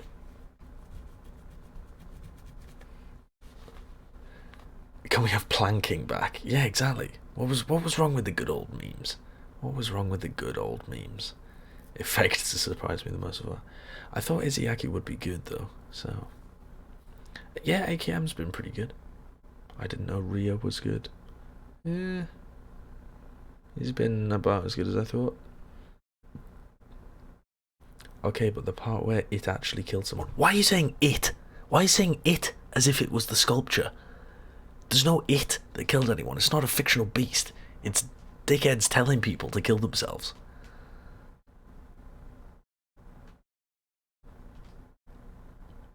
This is what fucking... This is what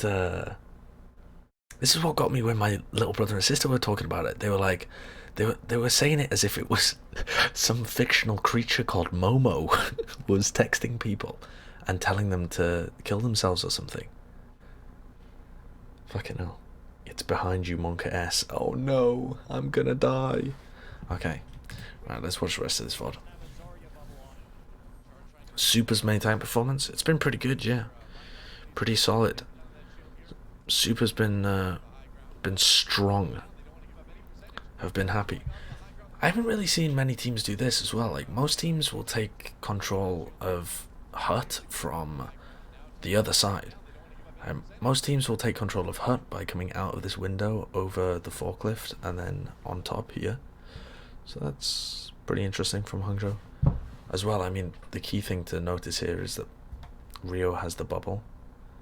And I don't think Janu's expecting it. Because normally you would have Slime and Janu trying to boop Rio and some of the others away. Only one of them can take the bubble, right? So, but they do actually, they managed to body block Shu, but that's about it. Happy is the player that really wants to get up there, so he gets in position.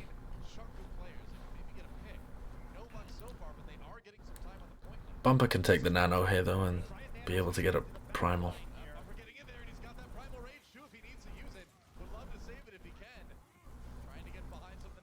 I think Bumper was intending to get on the high ground there.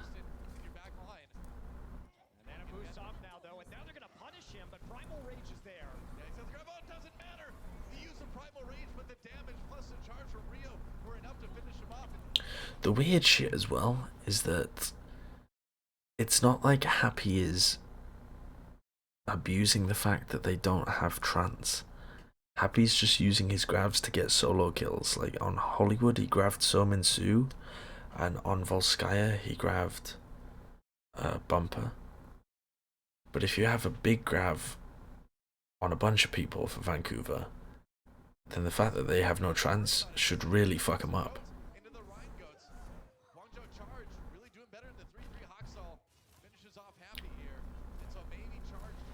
Titans as well have really good focus fire.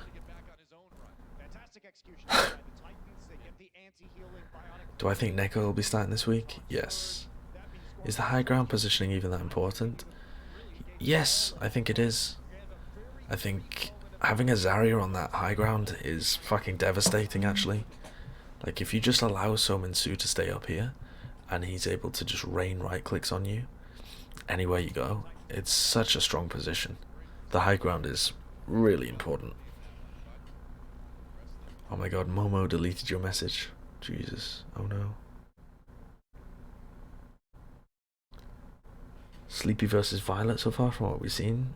Violet gets out a shit ton of damage, but his positioning is way more abusable than Sleepy's is.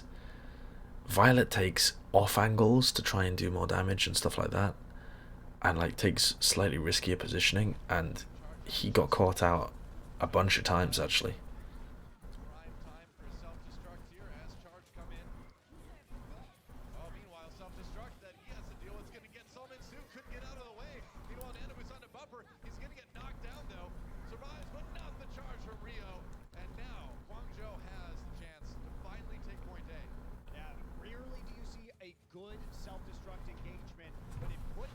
Yeah, shooting right clicks over Ryan Shields is huge. It means that you can get pressure on their supports from all throughout the fight, not just at the beginning.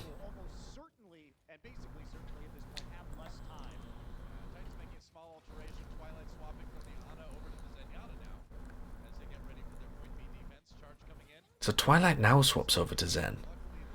But why does he want the Ana on point A? I don't really know.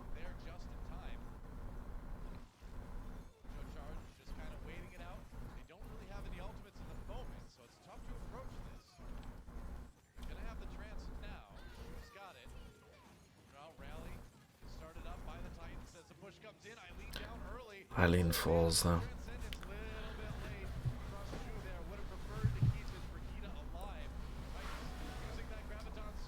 This map is a bit of a roll at the moment. As soon as you see that transcendence there, I don't think 1J Lee will get playtime, or much playtime, no. I think Shu is probably the better of the two. Just from watching them play in contenders and stuff, and then watching Shu play really well here. I think 1J Lee will probably stay on the bench, or rise, as he's now called. Maybe the Nano Boost helps give ult economy. I don't think it does though, I think it's worse for your ult economy, because they get so much more value out of their grav.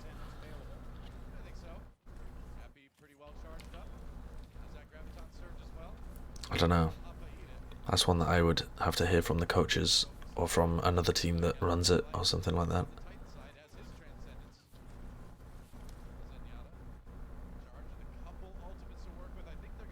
I want to look at how Bumper and Rio take these fights. The way that Vancouver play around Bumper really interests me. Thank you for the 300 bits. Thanks, Bills, to me. That's not very nice. Do you know that?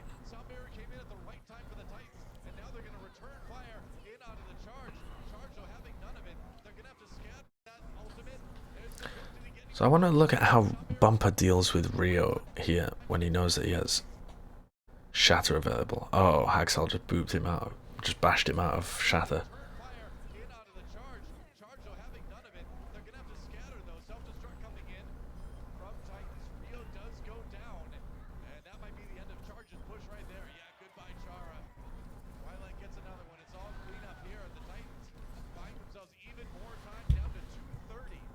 Okay. Let's take a look at Bumper again. Bumper and Rio, neither of them have ults up, both used them in the previous fight. Rio got bashed out of his. Bumper used his just to make sure that Rio couldn't disengage properly. How does Chara die in the middle of that? This is what I don't quite get, is how they're so good at being able to find people. So Chara's head is just stuck out the top of the shield and takes damage from... What does he take there? Discorded headshot and right click at the same time?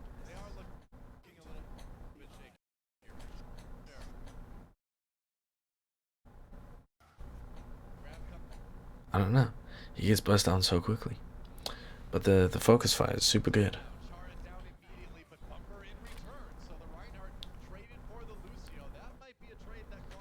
Bumper dying there though is not the greatest. I mean, where's his bubble? Does his bubble just get burst right at the beginning?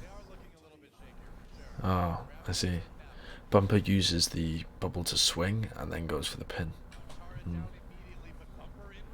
The thing is, because they take the fight so far away from the point, by the time Guangzhou actually get in position, we'll still be there a little bit. Now this boggled my mind. How did this happen? I remember seeing this. So Slime gets grabbed, and Guangzhou don't kill him.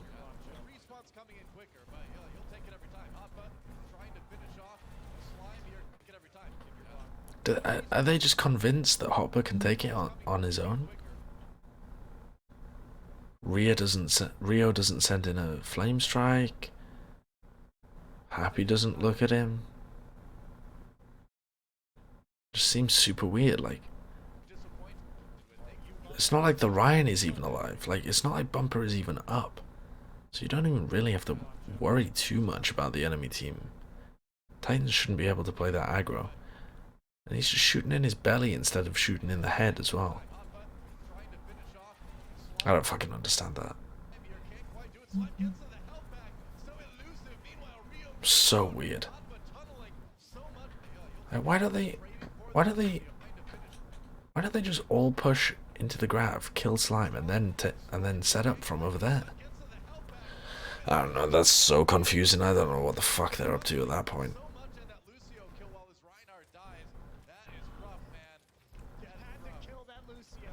Lucio is ticklish. The belly shots.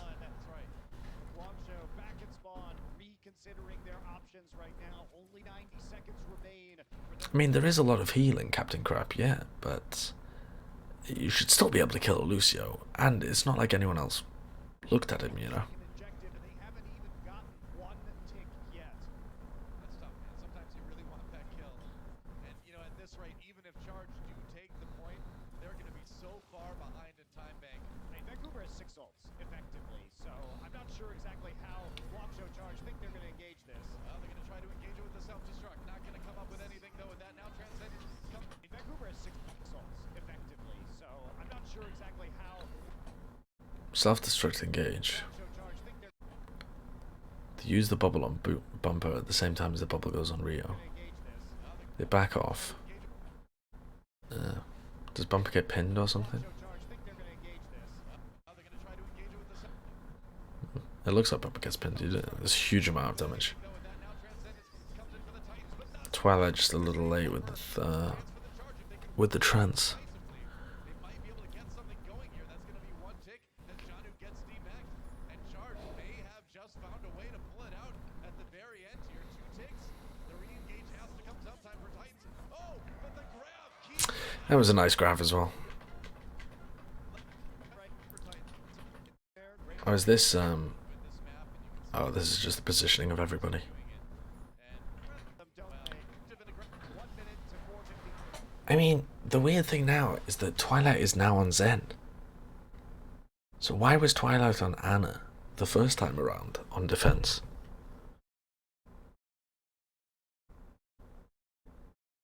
To me, that seems to indicate that he was playing Anna specifically in case they played DPS comps.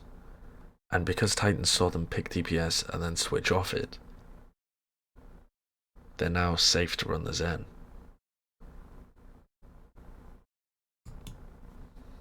I don't know. Doesn't seem to make too much sense to me. Welcome to this stream where Sideshow tries to do analytic content while chat tries to distract him with copy passes and shit posting. Basically, yes. Basically. I don't think there is an icon if you get pinned, actually. Is there? Does it come up with the bash icon? I do still have the sock on my mic. It's anti-sombra. Not enough time for sombra all now. I just don't understand how the fuck that's anti-sombra. Trance is a better anti-sombra than Anna is. Anna is not anti-sombra.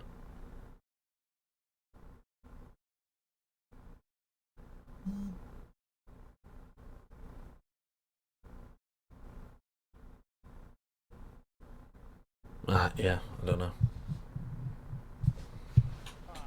minute to 5. So Why is there a sock on the mic? As a pop filter. it's going to be rough for the Charge either way, but if they can be effective and aggressive, and that does not That's unlucky. How does Shu get booped out of position there? What does he get booped by? Is it a right click? Is this another situation where Charge just get fucked up by Sominsu's outrageous right clicks? Charge either way, but if they Oh no, you just, I don't know, time the time bank run into a wall.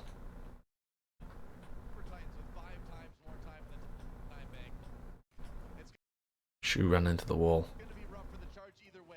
If they can be And then he got hit by not involved in issues, Twilight, I think. they can do it. That's a rough start for Charge already. Shoot down was kind of late to get to that room, and Buy a pop filter. I have loads of equipment in LA. Like, I saw fucking some comment on Reddit that was like, why is Sideshow always so quiet? It's like he's living with his parents. Someone else was like, oh, he is living with his parents. And they were like, wow, I'm so surprised that he lives with his parents. I'm like, I don't live with my parents in LA.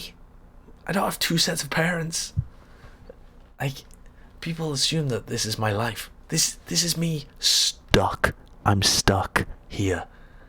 This is not my normal life. Like, I don't have all of my items and belongings. You can't bring the entirety of your belongings.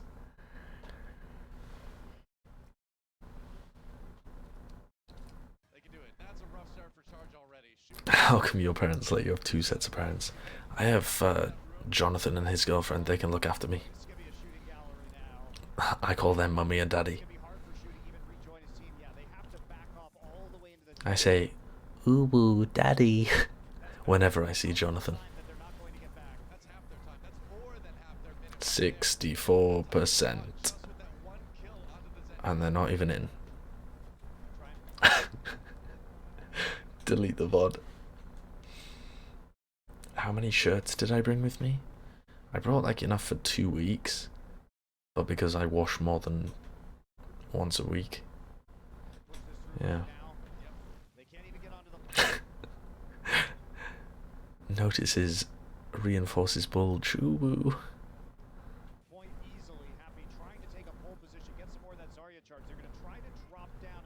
Wouldn't that be Owo as well? Like, I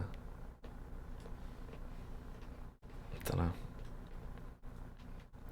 More than once a week, get more underwear. I mean, I've got a shit ton of underwear, but the thing I run out of is shirts. Josh, your parents are in the other room. Don't.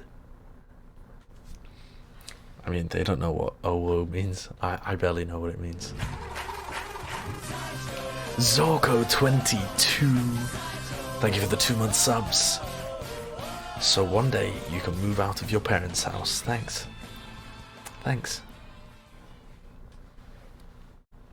Okay. I've already got a pop filter. Apex Platypus. I already have a pop filter. It's just in LA. I'm not buying another pop filter. I already own one. I just don't have it with me. Okay.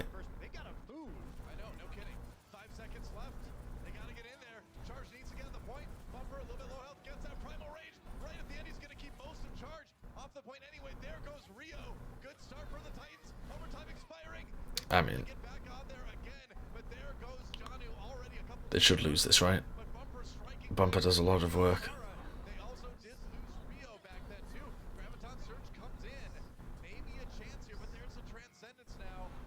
Yeah.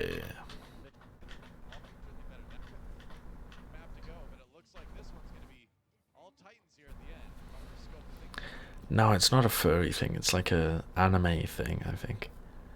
Bren was teaching me. The shy ooh. I don't understand how the W is a face. Is the W supposed to be the smile? Or is the nose incorporated in the W?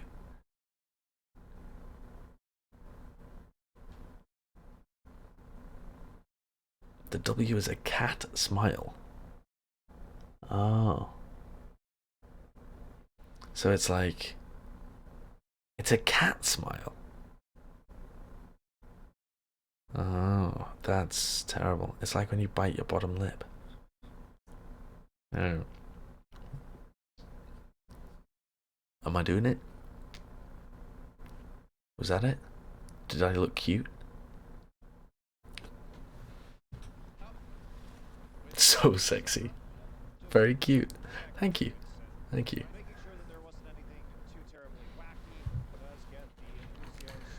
Alright, so Titans running the Rhine Goats.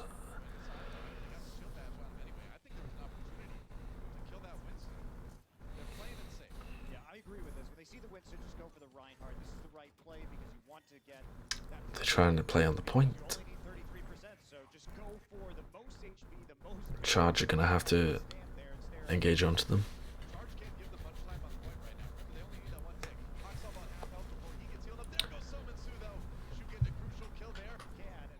One thing I like about this that I want to point out is how quick they are to get out the room. A lot of teams will fuck around here for ages and take a ton of damage as they come out this choke. They'll just stand in this choke. But Bumper just hops out to the middle of the point immediately. And it means that they can't really get that much done.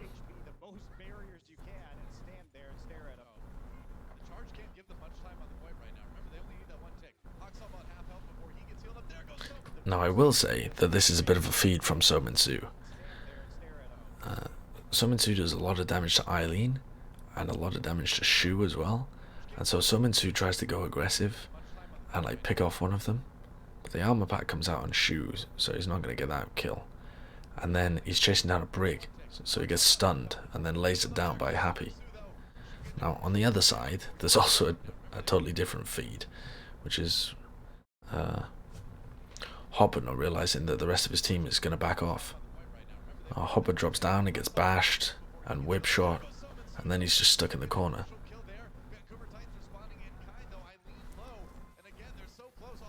Pretty disconnected. You know, charge ideally in this situation. First of all, want their Zarya up top, so that they can keep doing like right-click damage onto these guys. And then they want Rio to jump onto their backline, but not onto their brig. Like, they want Rio to be tickling people at their back and just be in a position where he can't get collapsed on. He's a little too much in the thick of everything here. And also Hopper should realise that the rest of his team is peeling backwards and go and help them, or go and get back up top with his boosters or something. Because he just gets slammed inside that little cupboard. So it's not the most coordinated thing in the world. But Titans are very fast at being able to punish. Poor positioning. Or slightly out of place positioning. Has anyone ever used the word sexy to describe Sideshow before? It has been known to occur. I won't tell you who. It was Bren.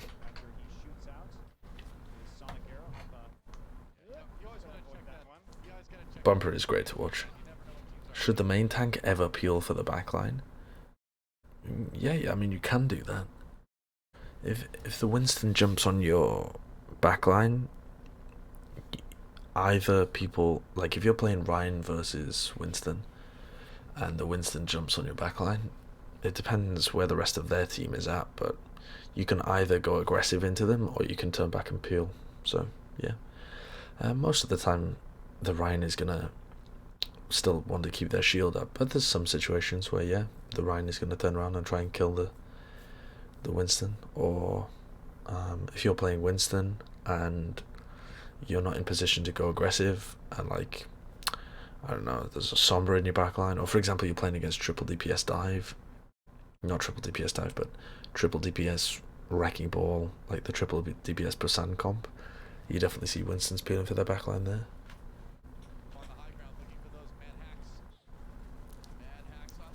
I used to charge backwards to peel. Sometimes worked, sometimes it didn't. The genius Jonathan play.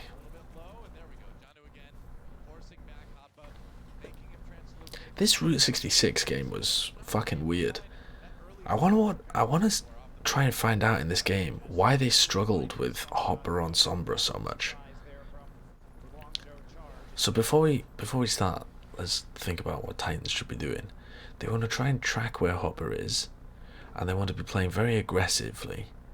And this is a situation certainly where you can switch over to the Ana. The Ana gives you more frequent win conditions with her Bionade. You're not really bothered about the loss of the trans that much because the EMP is just a fucking loss anyway. So you want to be playing really aggro, trying to really dominate the main tank battle while they don't have a diva. So okay, they back off. Hopper's been able to generate a shit ton of charge here.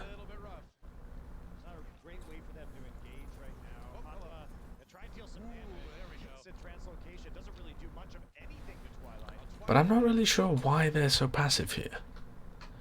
This is the weird shit. They forced Hopper out. Bumper was hacked. Oh, Bumper just takes too much damage while he was hacked. Basically.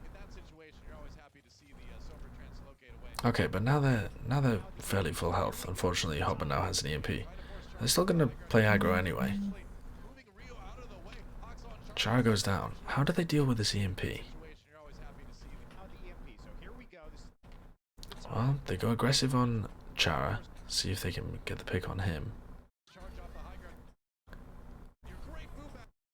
And then the EMP comes out and has to catch Twilight. The positioning is very spread of all of these players, isn't it? They can't really catch many players in the EMP. Axel gets bashed, but I didn't think he would die. I didn't realise Shu was about to destroy him as well.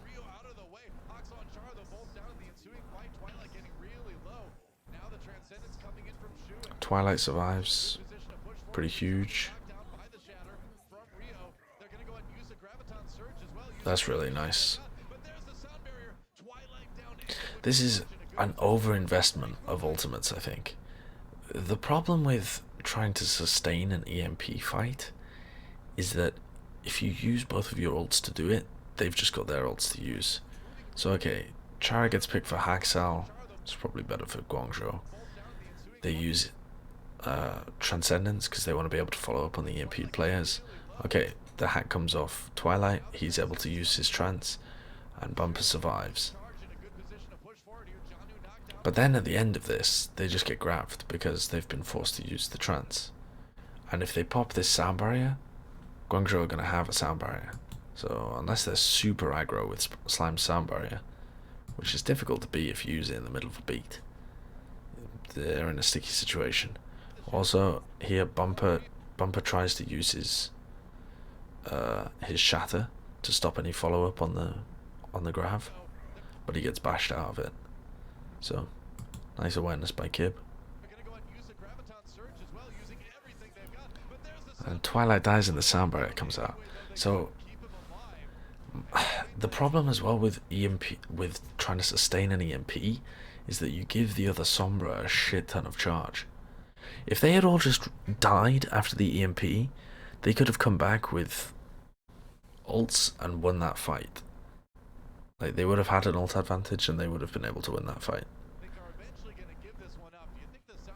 But now Hop is back at 70%. So unless you can get big value, big aggressive value out of the ults,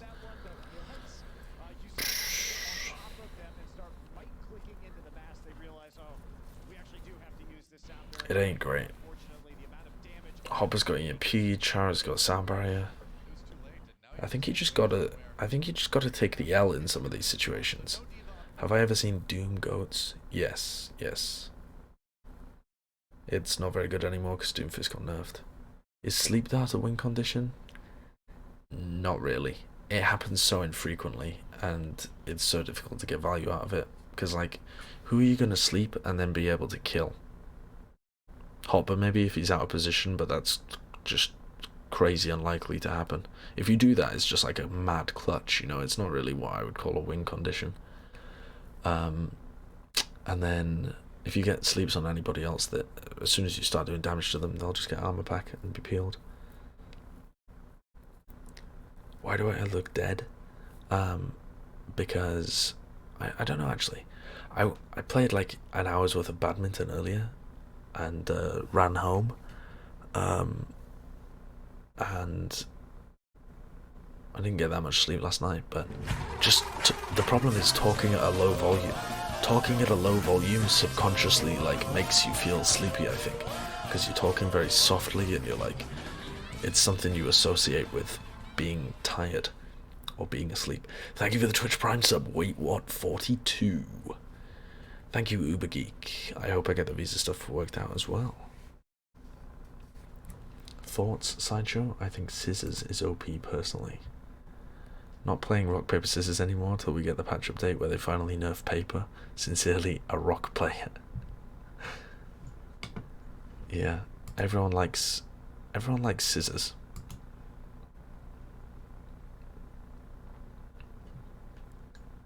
If anyone wants owl player povs, whisper me. I have a Google spreadsheet. Dangerous. I don't know what Batista's gonna do to the meta rational pleb. I have no idea.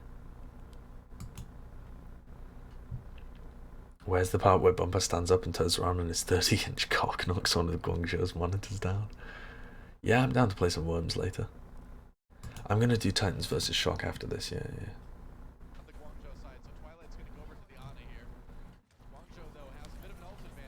I can't really have a guest for the live reviews, but Jonathan might join me later on. This is just like such a bad situation for their ult economy. And oh, this is where Monty and Doa were wondering about this grav. But I think they're just trying to get a pick as soon as possible before the EMP comes out. they're just trying to play as aggressive as possible. You have to play aggressive against a Sombra, but either they don't realize that the EMP is already available, or they think they're going to be able to get the pick before EMP or Sound Barrier comes out. They're just crazy aggro. But okay, Titans, it doesn't work out. The Grav is also a large thing to throw into a fight where the other team has EMP.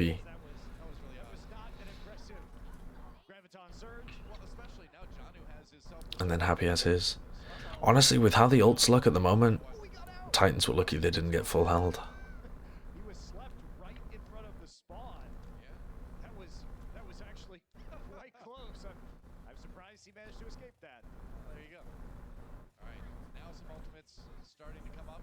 Vancouver Titans are going to have the Nano Boots, going to have the Earth Shatter soon for Bumper. There's a grab though coming in for Happy. That eat is mad clutch. It's a nice charge by Rio. Bumper's so weak, but he takes the Ana nade and just responds back with a fat shatter. Bumper's so fun to watch, man. Rio plays this pretty well, but Bumper is just kept alive so much by Twilight. I think Twilight played fantastically this series. Look at that, gets the anti-nade on Rio and the heal increase on Bumper. And then he takes armor pack, so he's full health. Oh no, it's not armor pack, it's nano, isn't it? And then nano shatter as he realizes that Rio has to back off because he's antied. Bumper is the only main tank I've seen so far that consistently gets value out of his shatters. The other players struggle, and like Mano uses it mostly in combination with other ults, but Bumper has such a great feel for when the enemy Rhine is out of position. Like when you pressure the enemy Rhine and he has to back off around a corner or something, he's just always taking advantage of those situations.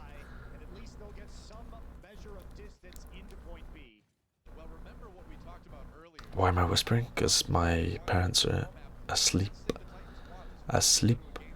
So, I think Titans clutch the shit out of that though. If Janu doesn't eat the Grav, they're probably fucked. They probably get full held.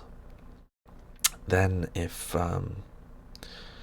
Twilight doesn't play so well with Bumper around the heals and the Bionade and the Earth Shatter, then I think they get full held. Especially since they got that pick on Slime. But yeah, very, very close stuff on point 1. Point A. I wouldn't want to go back to that control. Maybe they are still confident in their chances. Not sure I would share that level of optimism. Alright, here's something to keep track of as well. Titans are the only team that I've seen consistently use their abilities in this way. I wouldn't want to go back to that control. Maybe they are still confident in their chances. Here, where most teams, when Rio uses bubble, or when Rio gets bubble, they'll give bubble to Bumper and let both the Rhines swing. But what Titans do is use armor pack on Bumper to get him back up to full. And that means there's no opportunity to get a Discord orb on Bumper. And then they'll use the bubble afterwards to go aggressive. Not sure I would share that level of optimism. That's nice by Rio. But so fucking good by Bumper. In their chances. Not sure I would share that level of optimism. Huxall knocked down. You don't want to take. Huxall knocked down. You don't want to take the rip.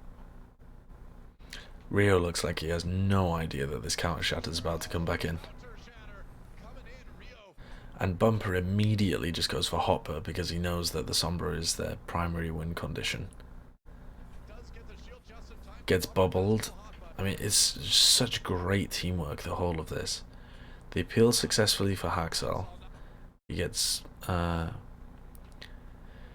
defense matrix. Slime boops players away. Janu comes in to boot players away. He gets back up on his feet and he's getting healed as well. Bumper with a counter shatter that just destroys them. Bumper takes the bubble so that he can't be booped by Chara. Like, Chara tries to boop him away there, but because he's got the bubble, doesn't do anything. Hopper dies. It's such a nice sequence of plays by Titans.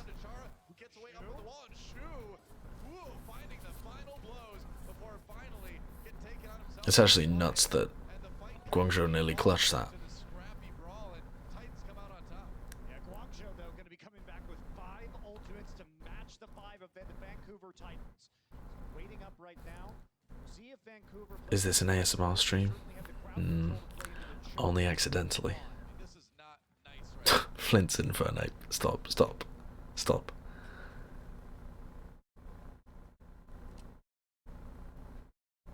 Yeah, shoe popped off in that fight. But Titans are back.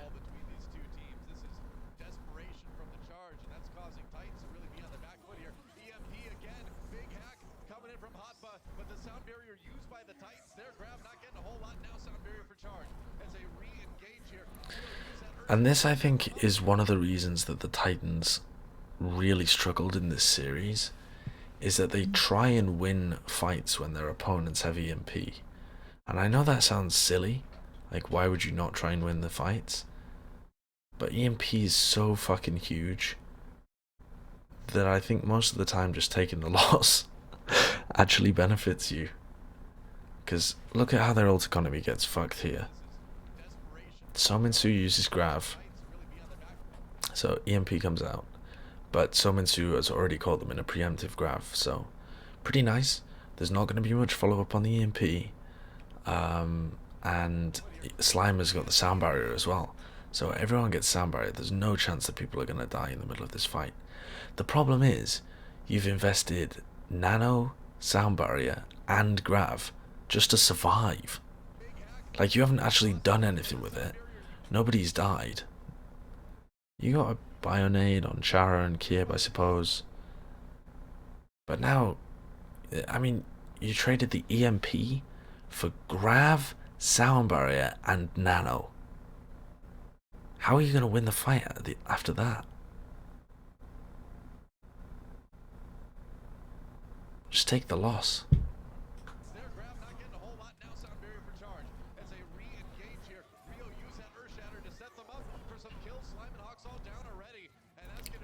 And it wouldn't be so bad if the ults were still available for the next fight, you know? But they're not. That's how Overwatch works. You've just lost them. And because the fights last much longer, because they survive the EMP, Hopper's able to generate 50% by the time they come back. I'm not a fan of... Again, I think it sounds a bit dumb, but I don't think it's a good idea to try and sustain the EMP fights. Just play aggressive and force it out of them and die. And either you'll die or you'll get picks and you can react afterwards. But there was nobody up top to deal any damage, so all of it was for naught in the end. Vancouver now coming in with a very weak ultimate pool. I think Charge might even be top 6 at the moment. Philadelphia have not particularly impressed me. I don't have Spark up there at all. Monty posted his rankings today and he's got Spark in the top 10, and I would be hesitant to put Spark in the top 10. Who else did he have in the top 10 that I was really concerned about? Was it Seoul or something? Don't know. He had another team up there that was Atlanta at 12th. Where are my rankings, in fact? What did I have? So what do I have? So top 4, so then Gladiators at 5th, Charge at 6th, Philly at 7th, Dallas, Atlanta to 5. Which teams did he... Oh, he had Shanghai in top 10 as well. Yeah, I can't say I really think that Shanghai are in the top 10. Shanghai might be better, but Yeah, he has Seoul and Shanghai in the top 10, and I don't think that's the case. Transition sound is so loud. Yeah, sorry. He had London in top 10 as well. Yeah, yeah, yeah. Yeah. Yeah.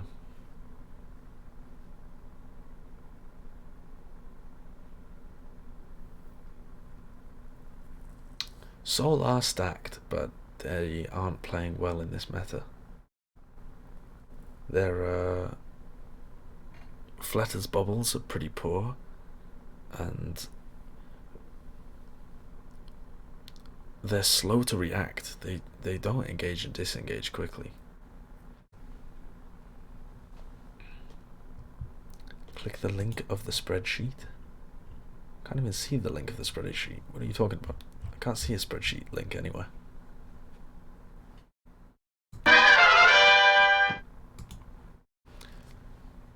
Okay. So now Vancouver have kind of fucked themselves. So I was wondering coming into this map, what did Titans do wrong against Sombra?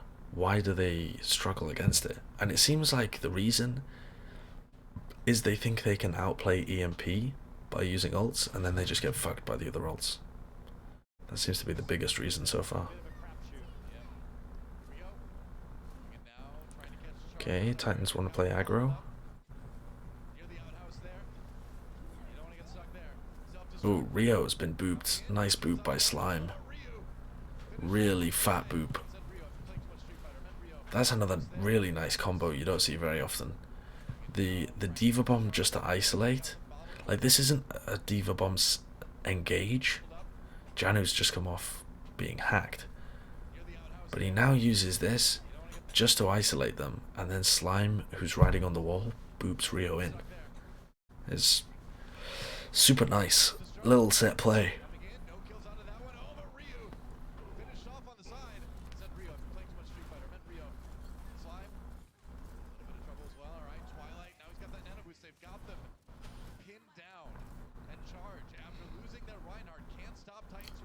Yeah, London look like they could be a decent team, but they're still making quite a lot of errors, and when they're not playing at their best, they're really bad. I like the chase from Titans. Slime is a fantastic Lucio. We saw Soul and Goats v Goats only on week 1 though. It's true, they might have gotten better in week 2, but that's just an assumption based on zero evidence. If you have zero evidence, it's safer to assume that they've stayed the same. Wouldn't you agree? I like this aggression though. Like this. Speed from Slime. Does he actually amp it up? Yeah. So speed boost from Slime, Nano from Twilight, and Bumper just fucking charges into their backline as a Nano. Oh, and he takes the bubble as well. But this is what I mean when I say that they give all the resources to Bumper. The guy just goes fucking bananas. He's got Nano, Bubble, and Speed Boost here, and he's just running at the enemy backlines. And he just basically runs over the top of Rio. How much fucking damage does that do in one swing? I don't know the numbers, but it slaps Shu right across the face. Destroys him. And the EMP only catches Janu and Slime, neither of whom have ults. So, great aggression. And I really like this because aggression is the counter to Sombra Goats. And it's not like they committed a shit ton of big ultimates. Nano Boost is fine to commit. That's great. Nano speed and then maybe an Earth Shatter if you want it. That's great stuff.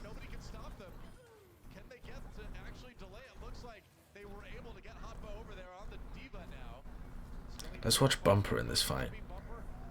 I think he's going for a bash shatter there. That shatter looks super weird, but let's watch that again.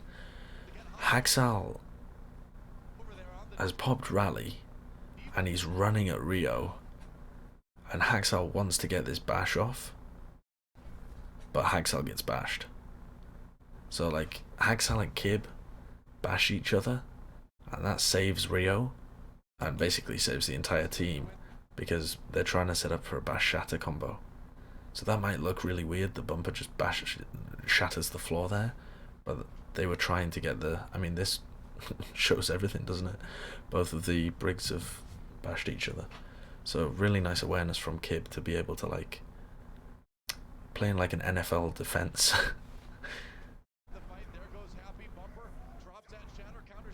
And then Haxal gets counter shattered and dies.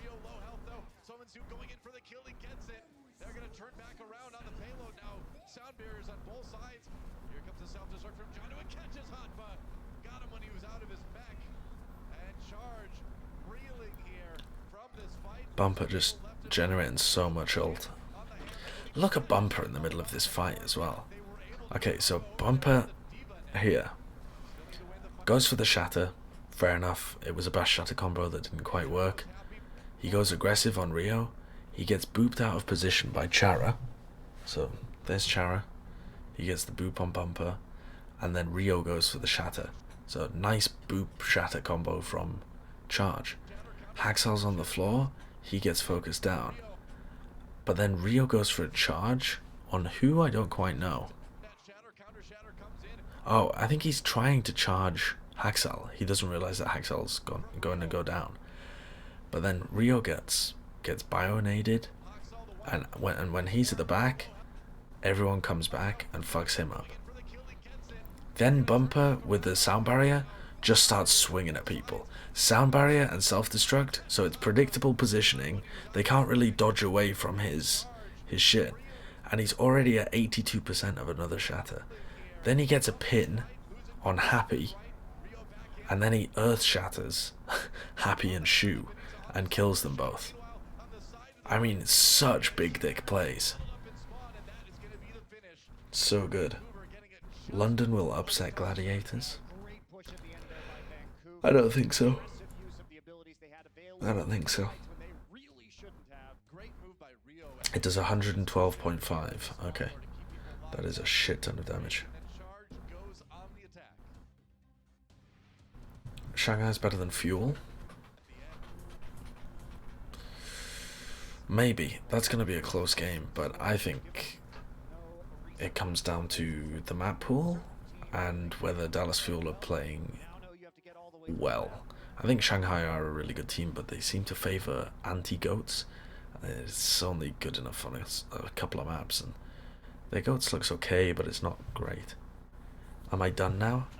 I'm done after this offense. And then we can watch... Which one do you want to watch, Johnny? Do you want to watch Philly Dallas to talk about Sado and Elk? Or do you want to watch Paris Gladiators? I would prefer Paris Gladiators. No, let's watch Paris Gladiators. Okay, cool. We are both aligned.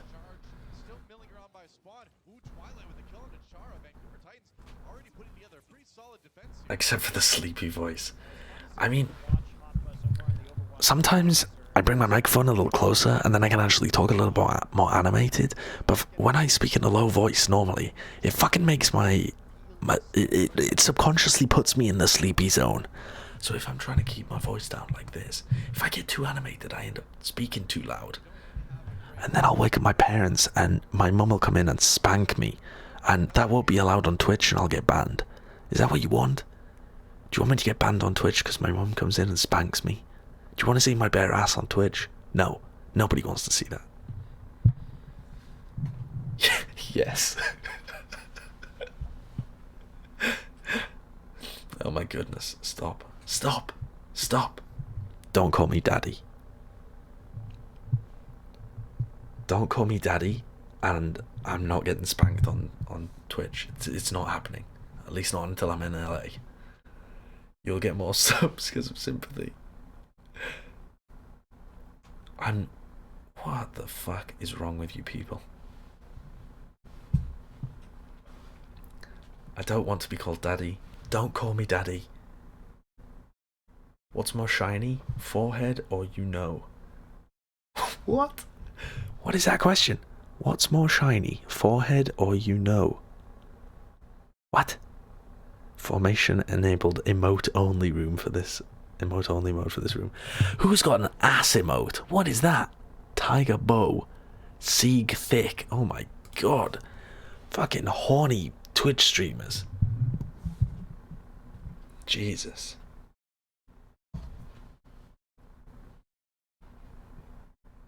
Jesus Christ. Let's watch this. Can we get to the end of one VOD without you people being a disgrace? Have I ever told this story on stream before? Maybe I have. Of this girl that I used to live with. But before I lived with her, she was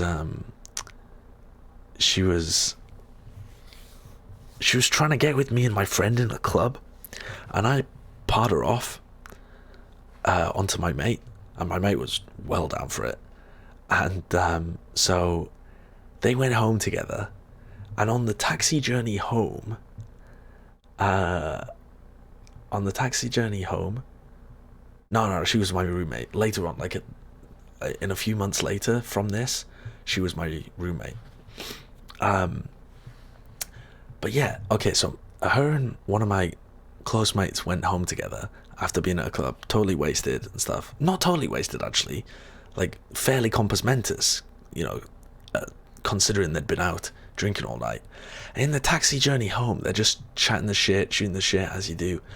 And she asked him, "Oh, what's your mum called?" And he said, "Oh, Elena." And there was no other context around it. They just carried on chatting about a bunch of other stuff. He didn't think about anything. He didn't think anything of it. Later on in the night, while they're getting down to business, she turns to him and she just shouts, "Call me Elena." Which may be the weirdest thing I've ever heard in my life. Someone deliberately scouting out what their mum's name was and then asking to be called it. He said he ignored her, finished, and then said she had to leave.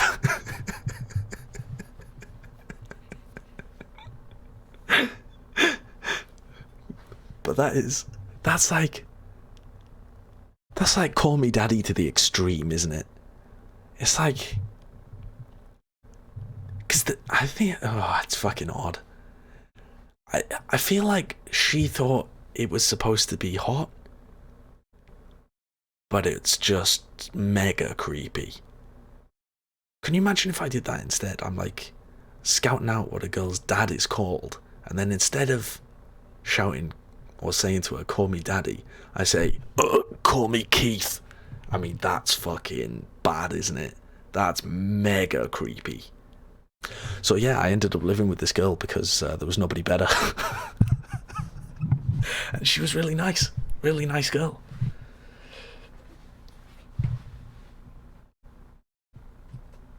So, thank you for the sub, Penguin Gamer 2. 8 months Twitch Prime. Delete this, nephew. Did you tell her your mum's name? I couldn't find your Blood Vampire University story on your YouTube, by the way. I think it's definitely on there, man. It's somewhere on there. Thank you, Callus K, for the Twitch Prime sub.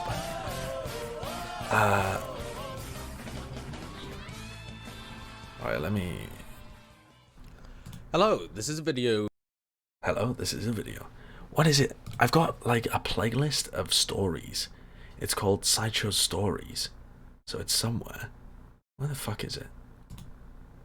Sideshow Stories, 9 videos. One of them is... Wait, what? Have I really never told that story on stream and recorded it?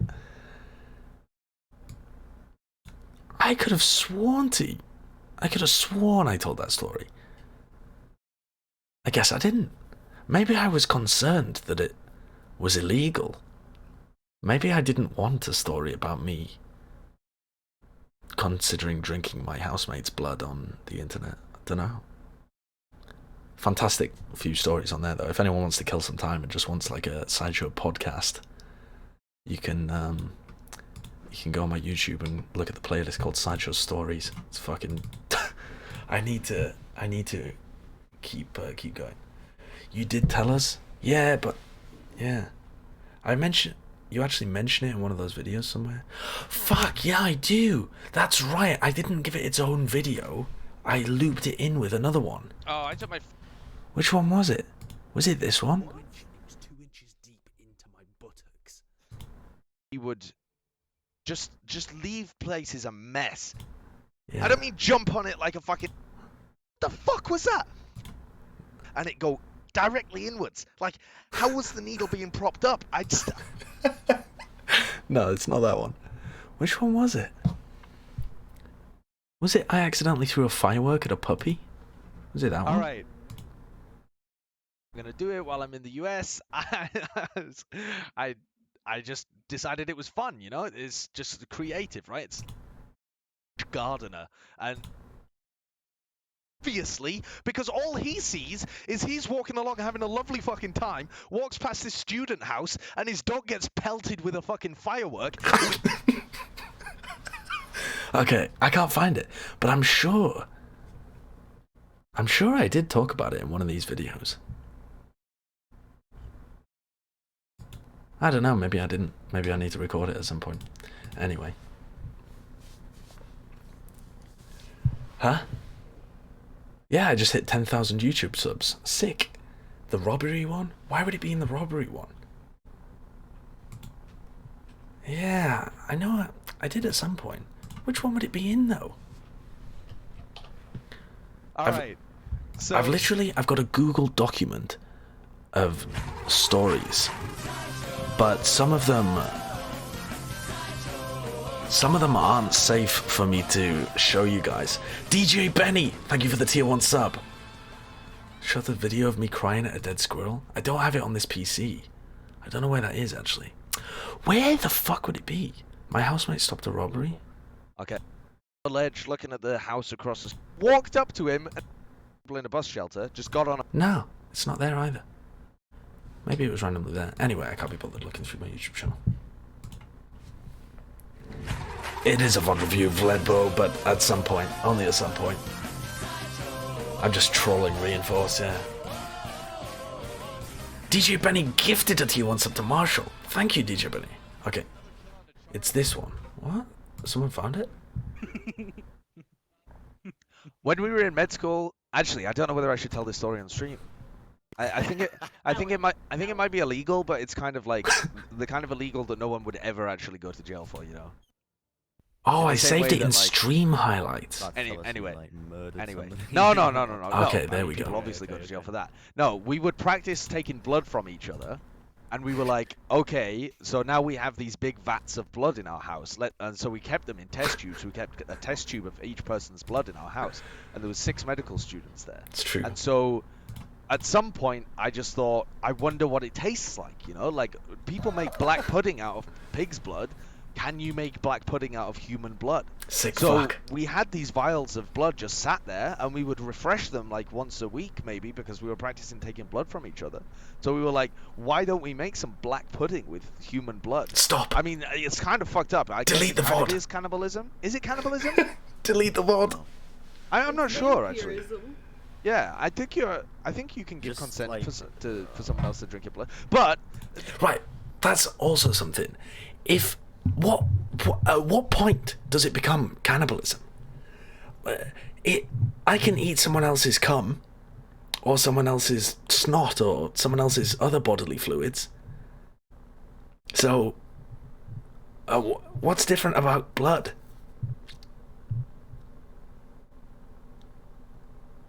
It's a fluid, not a body part. I mean, isn't blood the same?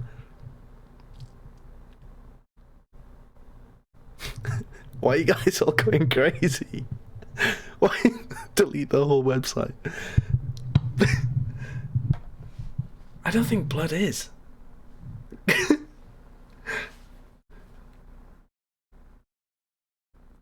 right?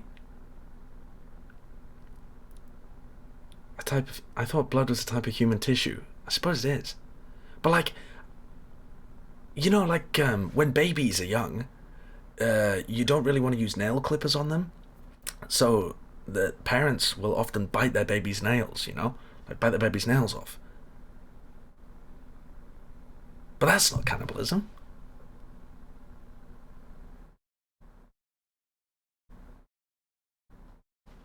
If it grows back, it's not cannibalism. No, no, no. I don't know about that. What's wrong with your childhood? What do you mean? Babies eat breast milk, which is a bodily fluid. That's true. That's true. You don't eat the nails. I mean, when I used to fucking bite my nails, I did actually eat them sometimes. Which is utterly disgusting, but there you go. That's me. What are you talking about? There are nail cutters for babies. Listen, I don't fucking know. All I'm saying is I've seen mothers of newborns bite their baby's nails quite a lot. Multiple times.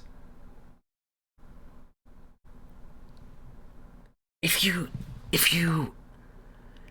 had a heart transplant and your old heart was not usable anymore, could you...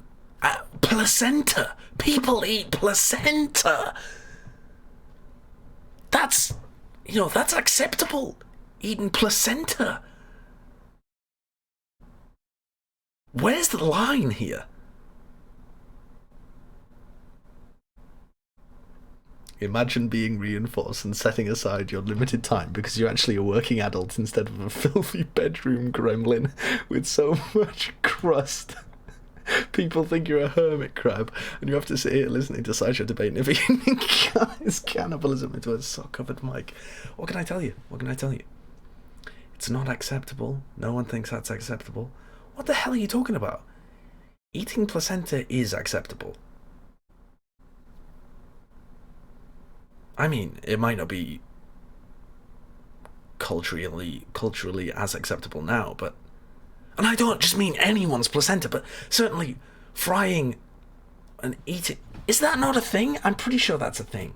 Is that just an urban legend? It was... eating placenta. Why do people eat placentas? BBC News. Some women are opting to drink the placenta in a fruit smoothie within hours of giving birth. In a fruit smoothie? Sounds like it'd go down a treat. Having said that, why would you put meat in a fruit smoothie?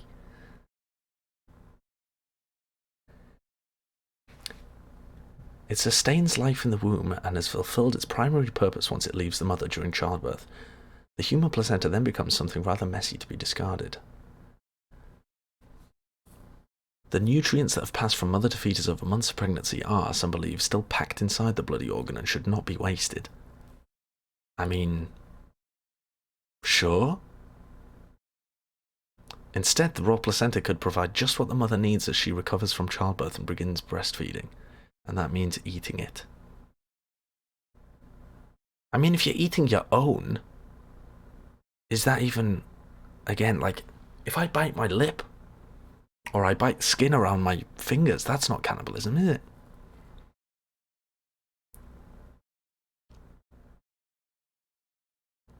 Some women are opting to drink the placenta in a fruit smoothie within hours of giving birth, keeping it cool and sending it off to be dried and made into capsules, or even ripping off a chunk and placing it by their gums? What an... okay, what? Why? Ripping off a chunk and placing it by their gums. The Independent Placenta Encapsulation Network is tapping into the recent trend for eating placenta and charges £150 for capsules, £25 for a smoothie. What? Why are they charging £25 for a smoothie? Why can't you just make it yourself? They must have a blender in the hospital. Or like, could you not bring your own blender? Do you not have a filter? I'm just reading an article. I'm reading a fucking article, guys. People, please. I'm just reading an article. I'm educating myself. Some believe the nutrients inside the organ should not be wasted.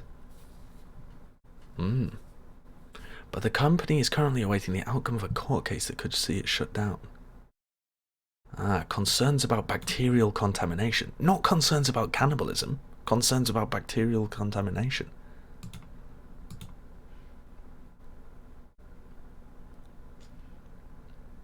Why don't you want to see that? I mean, it's just an organ. It's fucking chill out. It's inside your body.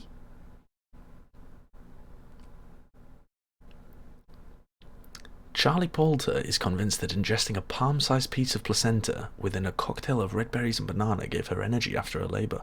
I mean, it might be the fucking banana. Bananas are, well, if I'm going to play sports, I'll tell you right now which one I'd choose between a banana and a placenta. It would be the one that grows on trees and is curvy and yellow.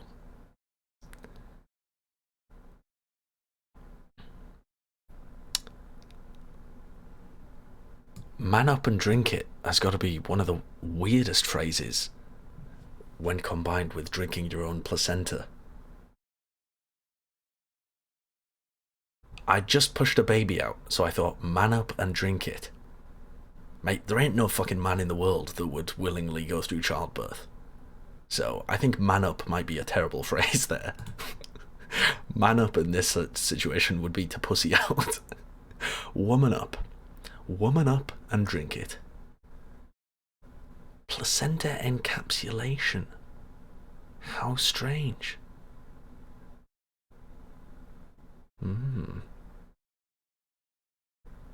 An IPAN specialist was to make a placenta smoothie at her hospital bedside.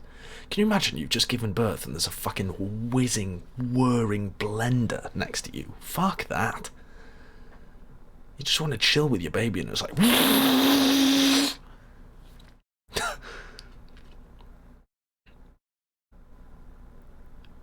Wait a second.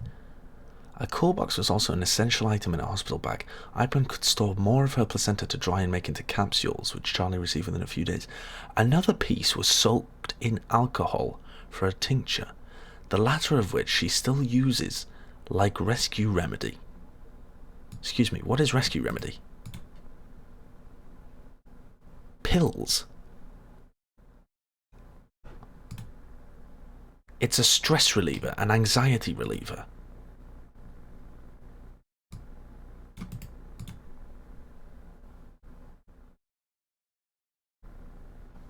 They made a lot of pills out of her placenta. Oh my goodness, we've gone down a rabbit hole here, haven't we? My husband was more exhausted than I was.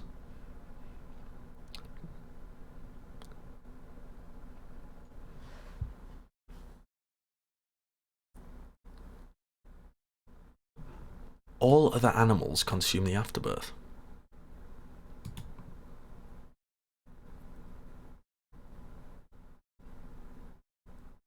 In 1998, Channel 4 was reprimanded for showing a woman's afterbirth being served up as a pâté by Hugh Fernley Whittingstall.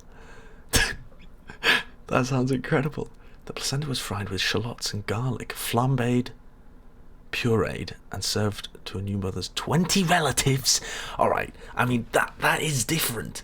It's very different eating your own and serving it to 20 of your relatives.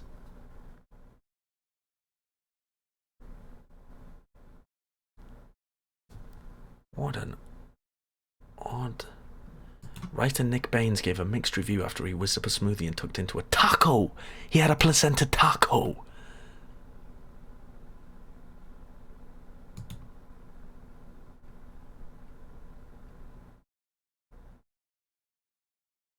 Well, okay, I'm sure we all learned something today. Interesting. Very interesting.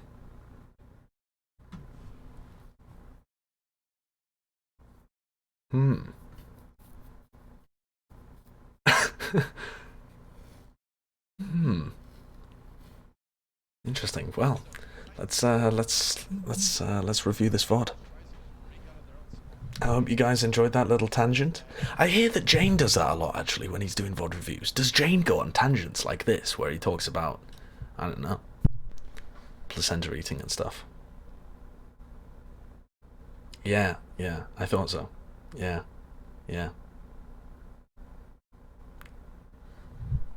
Not about placentas? No, not that sort of tangent. I'm just trying to be like Jane, guys. Sideshow is playing Overcooked. Can you link the article? I just googled eating placenta and it was BBC News, so, yeah. Okay. Not a fan of tangents in general, to be honest. Didn't do it deliberately, and also, it's my stream, so I do what I want. As a wise man once said, I'm Sideshow, bitch. Okay. So, Guangzhou with a Sombra. This is the Men in Black. The last 30 minutes never happened. Yeah.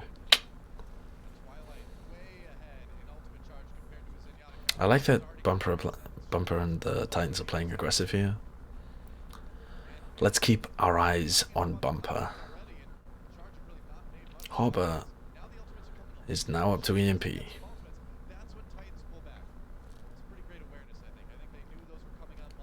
But what do they do about this EMP? Are they going to overinvest ults into it?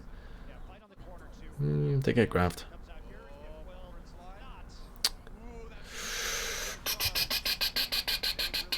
I think Twilight deliberately doesn't trance that because he thinks the EMP.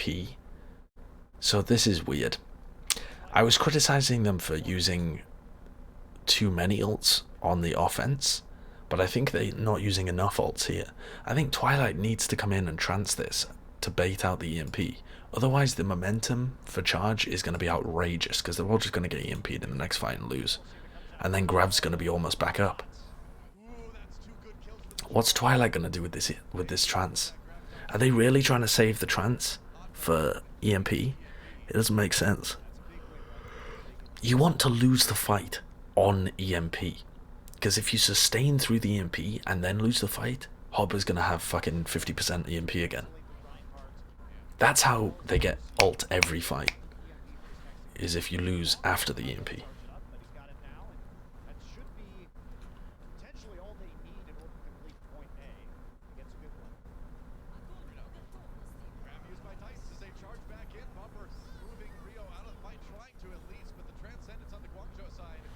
That was super weird. Hopper is just down here, and he doesn't have his translocator. He's already got it like somewhere around back here. And instead of trying to get up top, or even playing further forward in the first place, he just kind of sits on the floor and spams at them, and then gets bashed by Haxal. So, and then when he translocates back out, he just dies instantly, because his translocator is up here, right? Like Hopper gets up here, and Suminsu just kills him. So I think Hopper massively misplays that. He wasn't expecting them to get grabbed on the high ground, and then thought they'd drop down to cart over here. But he also just shouldn't have been hanging around in order to get bashed by Haxal. I think this should have been a fight win based off EMP, and then Vancouver are probably going to try and sustain it with trance, but lose anyway.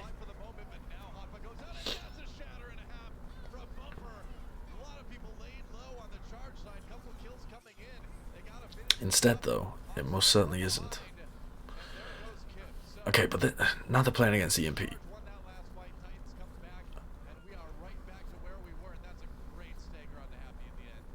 That is a good stagger onto Happy.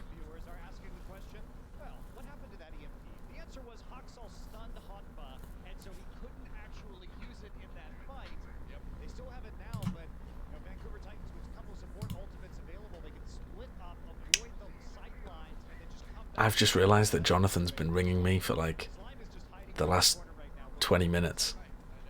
So I'm gonna ring him. Okay, what happened in this fight? Okay, so Hopper's up top. Hello. Hello. Have you stopped talking about eating placentas? For now, yeah. I mean, who knows where the mood will take me later on. Nice. Let's get to work. Okay, cool. PogChamp. PogChamp. They're trying to sustain through EMP again, and they're gonna lose again. Oh, you're gonna finish that one? Yeah, for now. Okay, I'll go play some ranked or something. Goodbye. Okay, goodbye.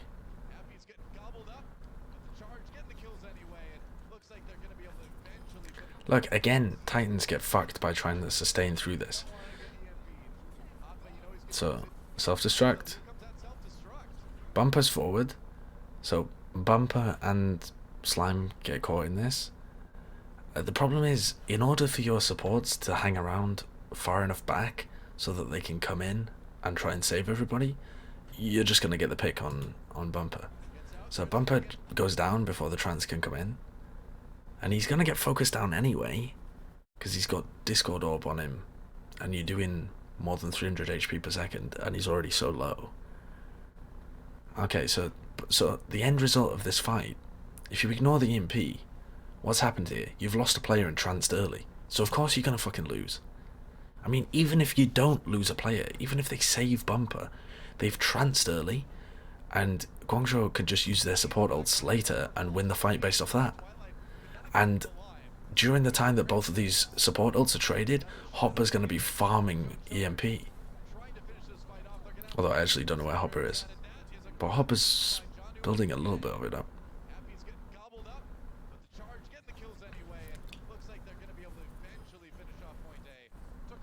So I think trying to sustain through EMP is really difficult to pull off.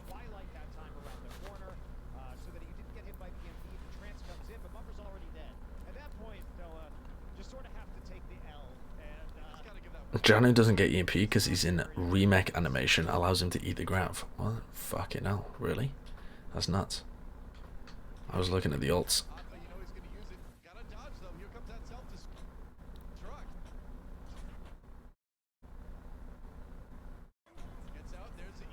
That is so strange, isn't it? So if Hopper had been a little earlier, he would have cancelled the remake. If he'd been a little later, he would have EMP'd the big mech, but he does it exactly as he's remaking. So it must count that the baby diva doesn't have line of sight to the EMP or something. Like the big mech must tank the EMP, but it's not actually counted as a hero yet, or I don't know, something like that. That's nuts, isn't it?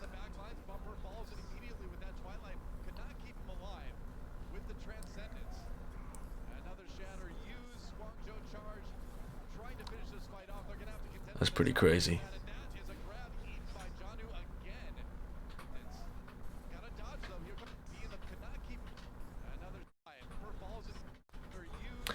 Yeah, that's nuts. That's nutty. I mean, Slime actually gets EMP'd here. Gets hacked rather. So Janu would have had it. Janu would have had it back, right? Like Janu would have had his defense matrix back at this point anyway, so he still would have been able to eat Happy's grav. It's not the bug that lets him eat Happy's grav, because he already would have had his defense matrix back. But it is pretty interesting.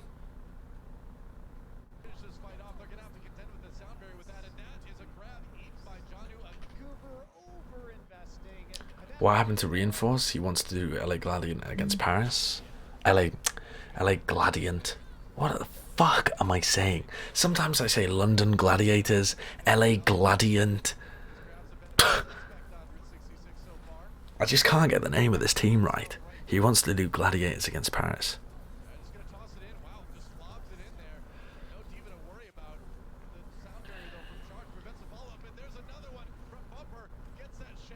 So much damage on everybody. Bumper's too aggressive there though. This is the second match review of the day. No, this is the first. Yeah. drinking your own vomit through a straw made from your finger bone is disgusting or recycling. That's really nice from Janu as well.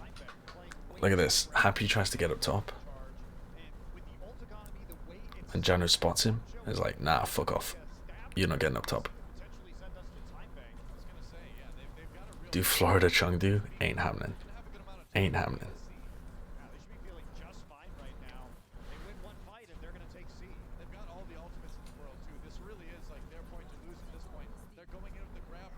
But Hopper literally has an EMP in every single fight. Because they're sustaining through and still losing the fights.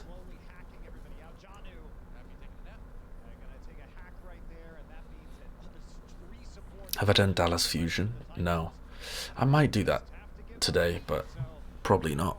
I'll probably do Paris Gladiators and then Vancouver against Shock. Or I might just do Gladiators Paris and then play some Worms or something.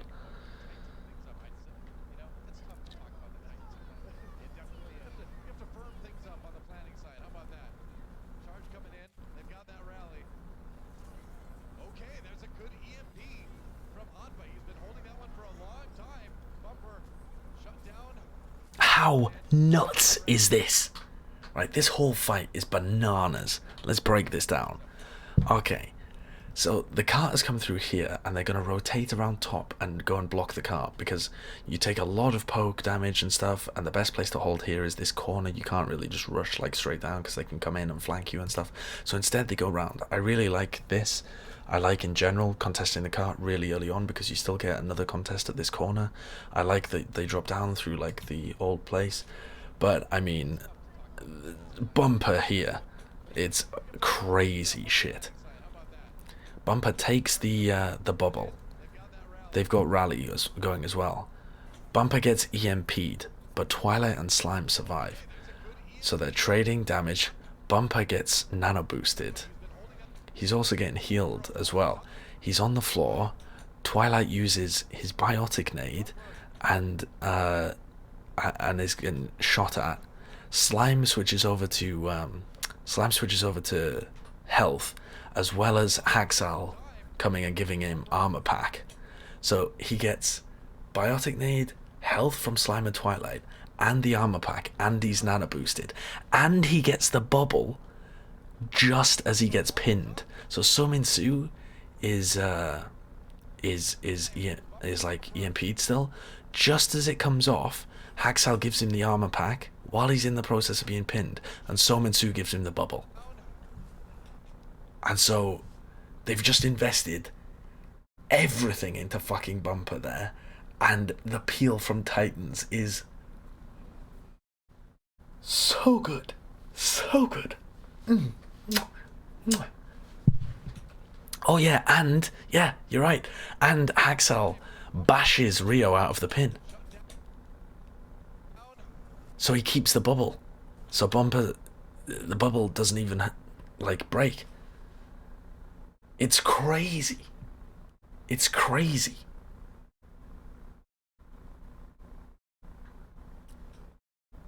Where did Rio's HP go? Well, he gets bashed and then focused by everybody. So he's getting swung at, he's getting shot by the Diva and the Zarya. He gets mashed, doesn't he? So yeah. Also, I assume that Kib was trying to give Rio the armor pack here and accidentally gives it to Happy, and Shu doesn't transcend in time. So, like, insane that Vancouver are able to peel that well. And then Charge failed to get off an armor pack and transcendence. So just like one team plays everything perfectly and the other team makes a couple understandable mistakes, and it's so different. Dre Twitch, thank you for the Twitch Prime sub. Thank you very much. Bumper the Giga Chad toddler and his 5 babysitters. It's crazy, isn't it? It's actually nutty.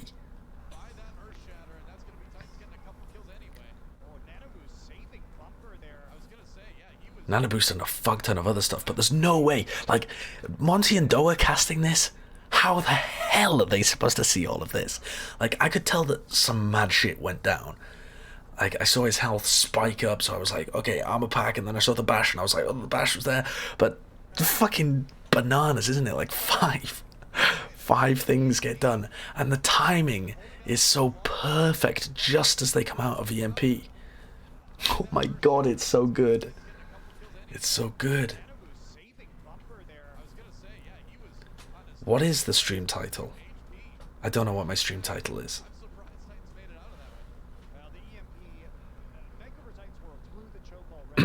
And yeah, Hopper dies as well, yeah.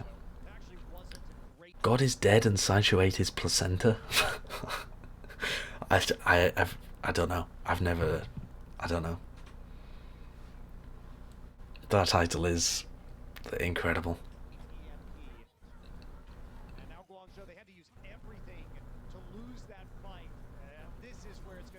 Wait, how the fuck is Twilight over there?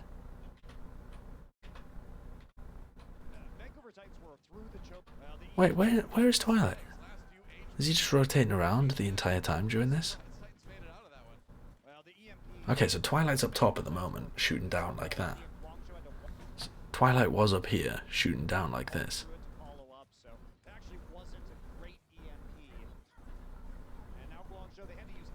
And he goes on a big flank just to get off a Bionade. A crazy long flank.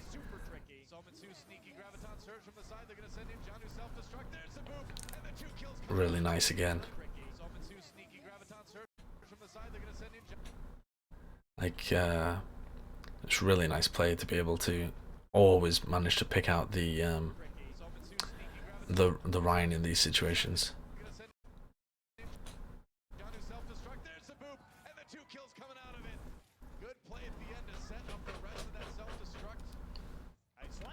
The flank draws Hopper away so Grav won't get eaten.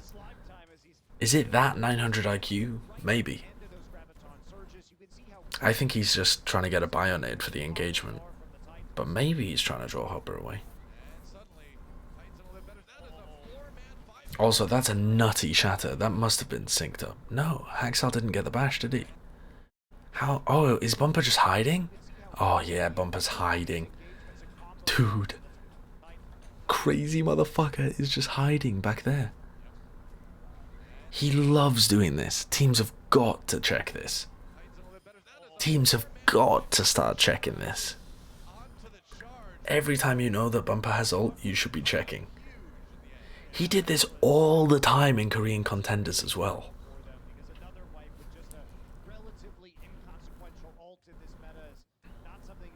This isn't as bad as the King's Row thing that I was talking about in my recent YouTube video, because you can't see the Rhine most of the time anyway.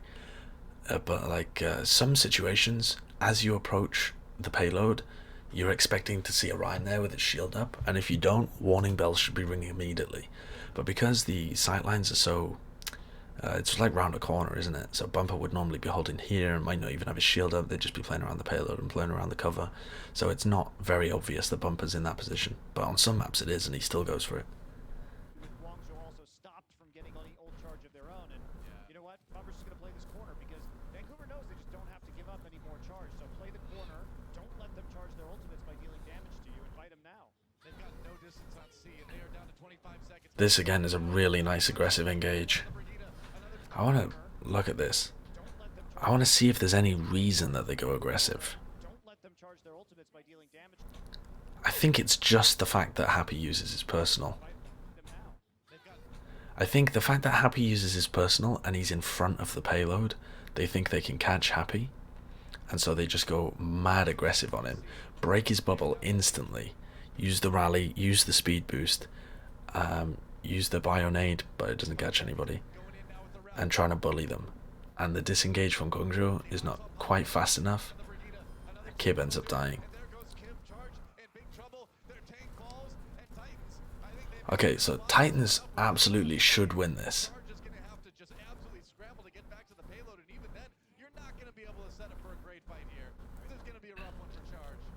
But I seem to remember that they go crazy aggro here. Yeah. Oh, this was what happened. Yeah. Okay. So Rio's been slept. right? And they've got the grav out, but Shu is transcending, and you know that with only 2 seconds left that players have to touch the card. So the real big brain play for me, in my opinion, is killing the players that have to touch the card, because you know that they have to touch. These guys are probably going to survive. It would be a big overextension to go and try and kill these players through the grav. So just go and kill the players that are trying to touch the cart with 2 seconds left. But instead, they all play super aggro on these guys, and Rio comes in the back, and they get caught in Happy's grav. So instead of making it difficult and playing the fact that they're in control of the objective, Vancouver Titans get over aggressive here, get caught in the enemy grav, and Bumper dies because they don't have trance. So like most of the time they are going to lose to grav situations. But instead, if they'd done what I suggested, they could have... Okay, so if we dial this back a little bit to when they were first pushing, they could have killed Kib or Chara or any of these players. And if they get one pick, they're still in a really good position to be able to win this. This Transcendence isn't going to be available. Yeah, they're going to have the grav, but you can sound barrier it, so...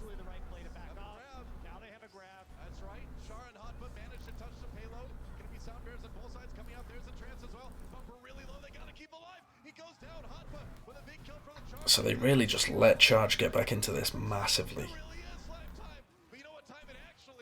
Oh yeah, and the nano boost missed as well, didn't it? It went on Slime. He was trying to nano Bumper, and he nanos Slime. So, the first mistake from Twilight, but otherwise, this team plays with the Nana so well.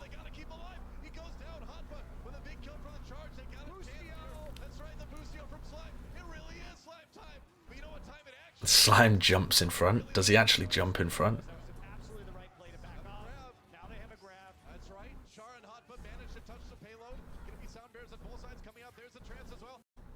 I don't know about that. Slime doesn't really like... It's not like Slime goes, "Get down, Mr. President, I'll take this nano boost." Oh, I suppose he does actually, because Twilight's really far back, isn't he? Twilight's over here, and he's trying to get this angle, and Slime's right in the way. Ah, that's mad unlucky. But also, what I'd like to point out is Hopper's doing a good job of just defense matrixing him as well, and defense matrixing all of the heals that would come to Bumper. So they need the nano boost because the Ana is just being made utterly useless by the diva.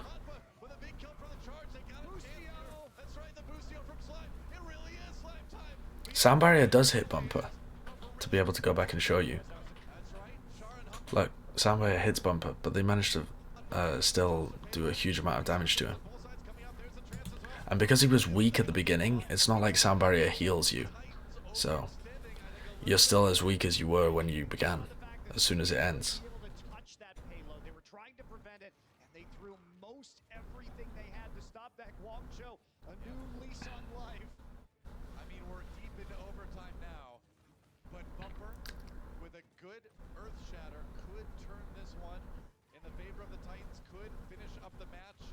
But Charge right there, man. One fight for either side is going to finish it off. Self-destruct's coming in. Chara gets caught. How does Chara get caught? Because I think this is the reason they lose, isn't it? Chara's just... That's fucking weird. Chara's just here, but he peaks just as it explodes. I think he's trying to dodge Twilight. Like, Twilight is here, Chara's there. If he just stayed where he is, he'd be fine. But he peeks out. I don't know why he peeks. Probably trying to get around the corner from Twilight. Oh, does Guangzhou win this? Does this go into overtime? I forgot.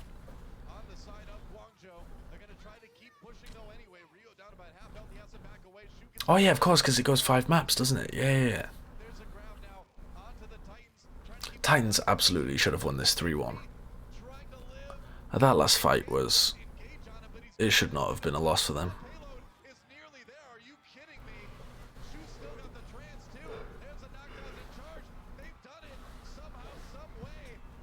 Okay. then, Pretty hard right now. This position here is going to be a D-Mac on the yeah, as well and shoot. Vancouver try and run Well, as they this comp.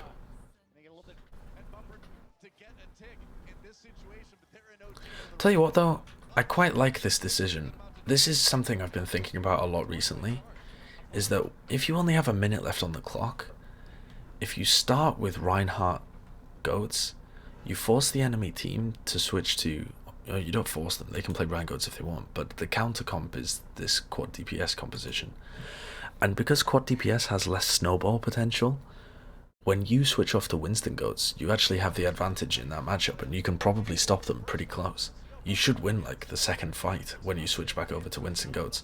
As long as you avoid the EMP, you've got like a good chance. So the quad DPS eventually wins, and then Vancouver goes over to Winston Goats. And they've actually got a really good chance of winning this fight, Titans. And they've built up enough ultimates and stuff that when Guangzhou switch off, they're going to have nothing. So they're almost guaranteed, even if they don't win this fight, they're pretty much guaranteed to win the next one with their ults.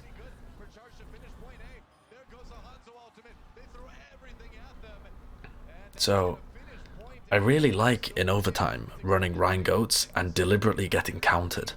It sounds stupid, but I think it's actually the best strat. We saw this on Anubis as well. If you run Ryan Goats on point A defense in overtime, you will lose point A, but you will definitely hold point B with less than a tick.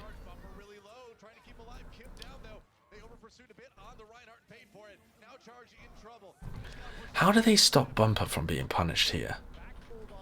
This is what I'm interested in, finding out, like, okay, so both bubbles are traded. Bumper gets knocked in and isolated, and he gets bashed. Bumper should get destroyed here. Is he not got Discord Orb on him? Yeah, he does have Discord Orb on him. So, with Happy doing a lot of damage to him here, and then backing off, I suppose one of the keys is that Haxal deliberately goes after the people that are keeping him pinned in. Just going after Kib and making sure that Kib can't continue doing damage to him. But it's kind of crazy that Rio isn't able to get the kill there. Oh, does Rio get booped back as well? Does Slime use his boop there? Yeah, he uses his boop just to create a bit of room, and Janu uses it as well. Yeah, it's just, it all happens so fast, but it's so coordinated. Whenever Bumper's under pressure, it seems like Haxal is his bodyguard, and Janu and Slime are just trying to boop away the people that are fucking with him. So Slime boops away Rio, and Janu boops away Happy and Kib, so it happens, and Kib dies. They relieve pressure for Bumper so well. A lot of teams try to do that, but they don't quite have it as clean as Titans do.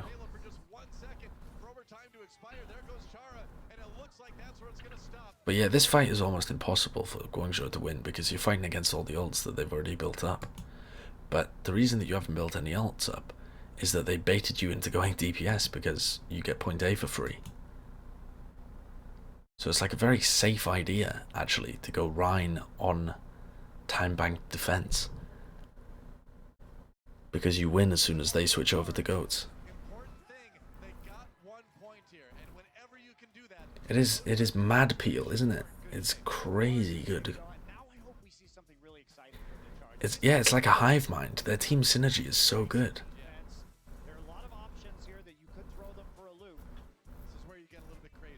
There is no going back. Be glad of your ignorance. Why does Owl allow players to be named both Rio and Rhea? Because that's what they were called. Why does the NFL allow multiple players to be called Smith or Wilkinson or whatever? I'd be really worried if I were the Vancouver Titans. They could have played as much as people like to paint them as dictators, Blizzard are not going to become that dictatorial, I hope.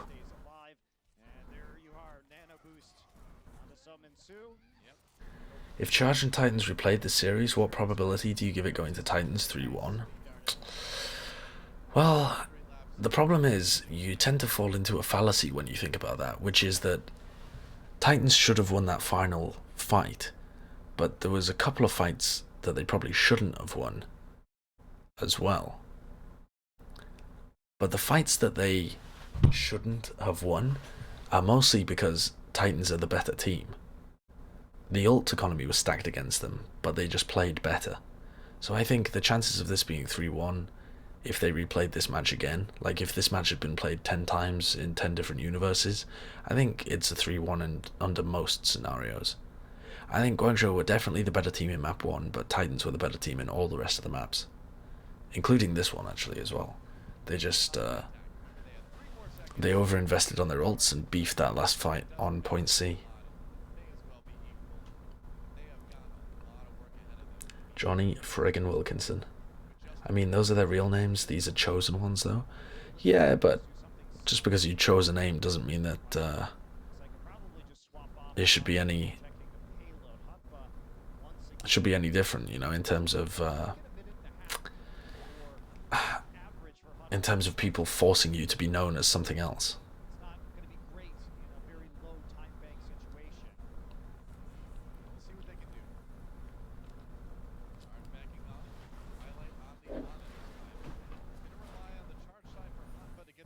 Titans almost got full held on point A.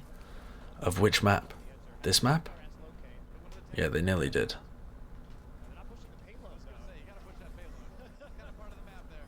It's true, it's true.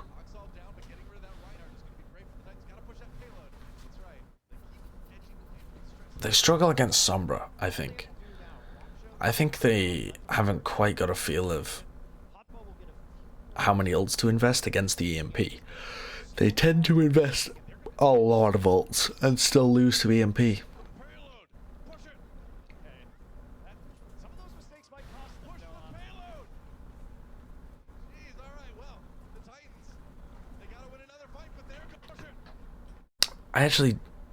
Yeah.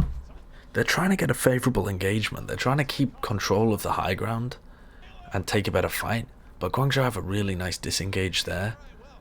And when they come back in, I mean, I have no idea how the fuck Slime dies there. He just gets rinsed. I think he must get hit by a fire strike at the same time as a right click or something.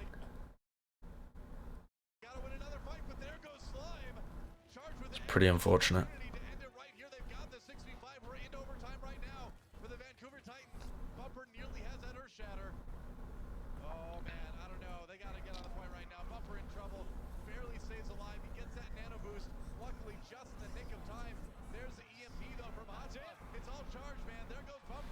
Yeah.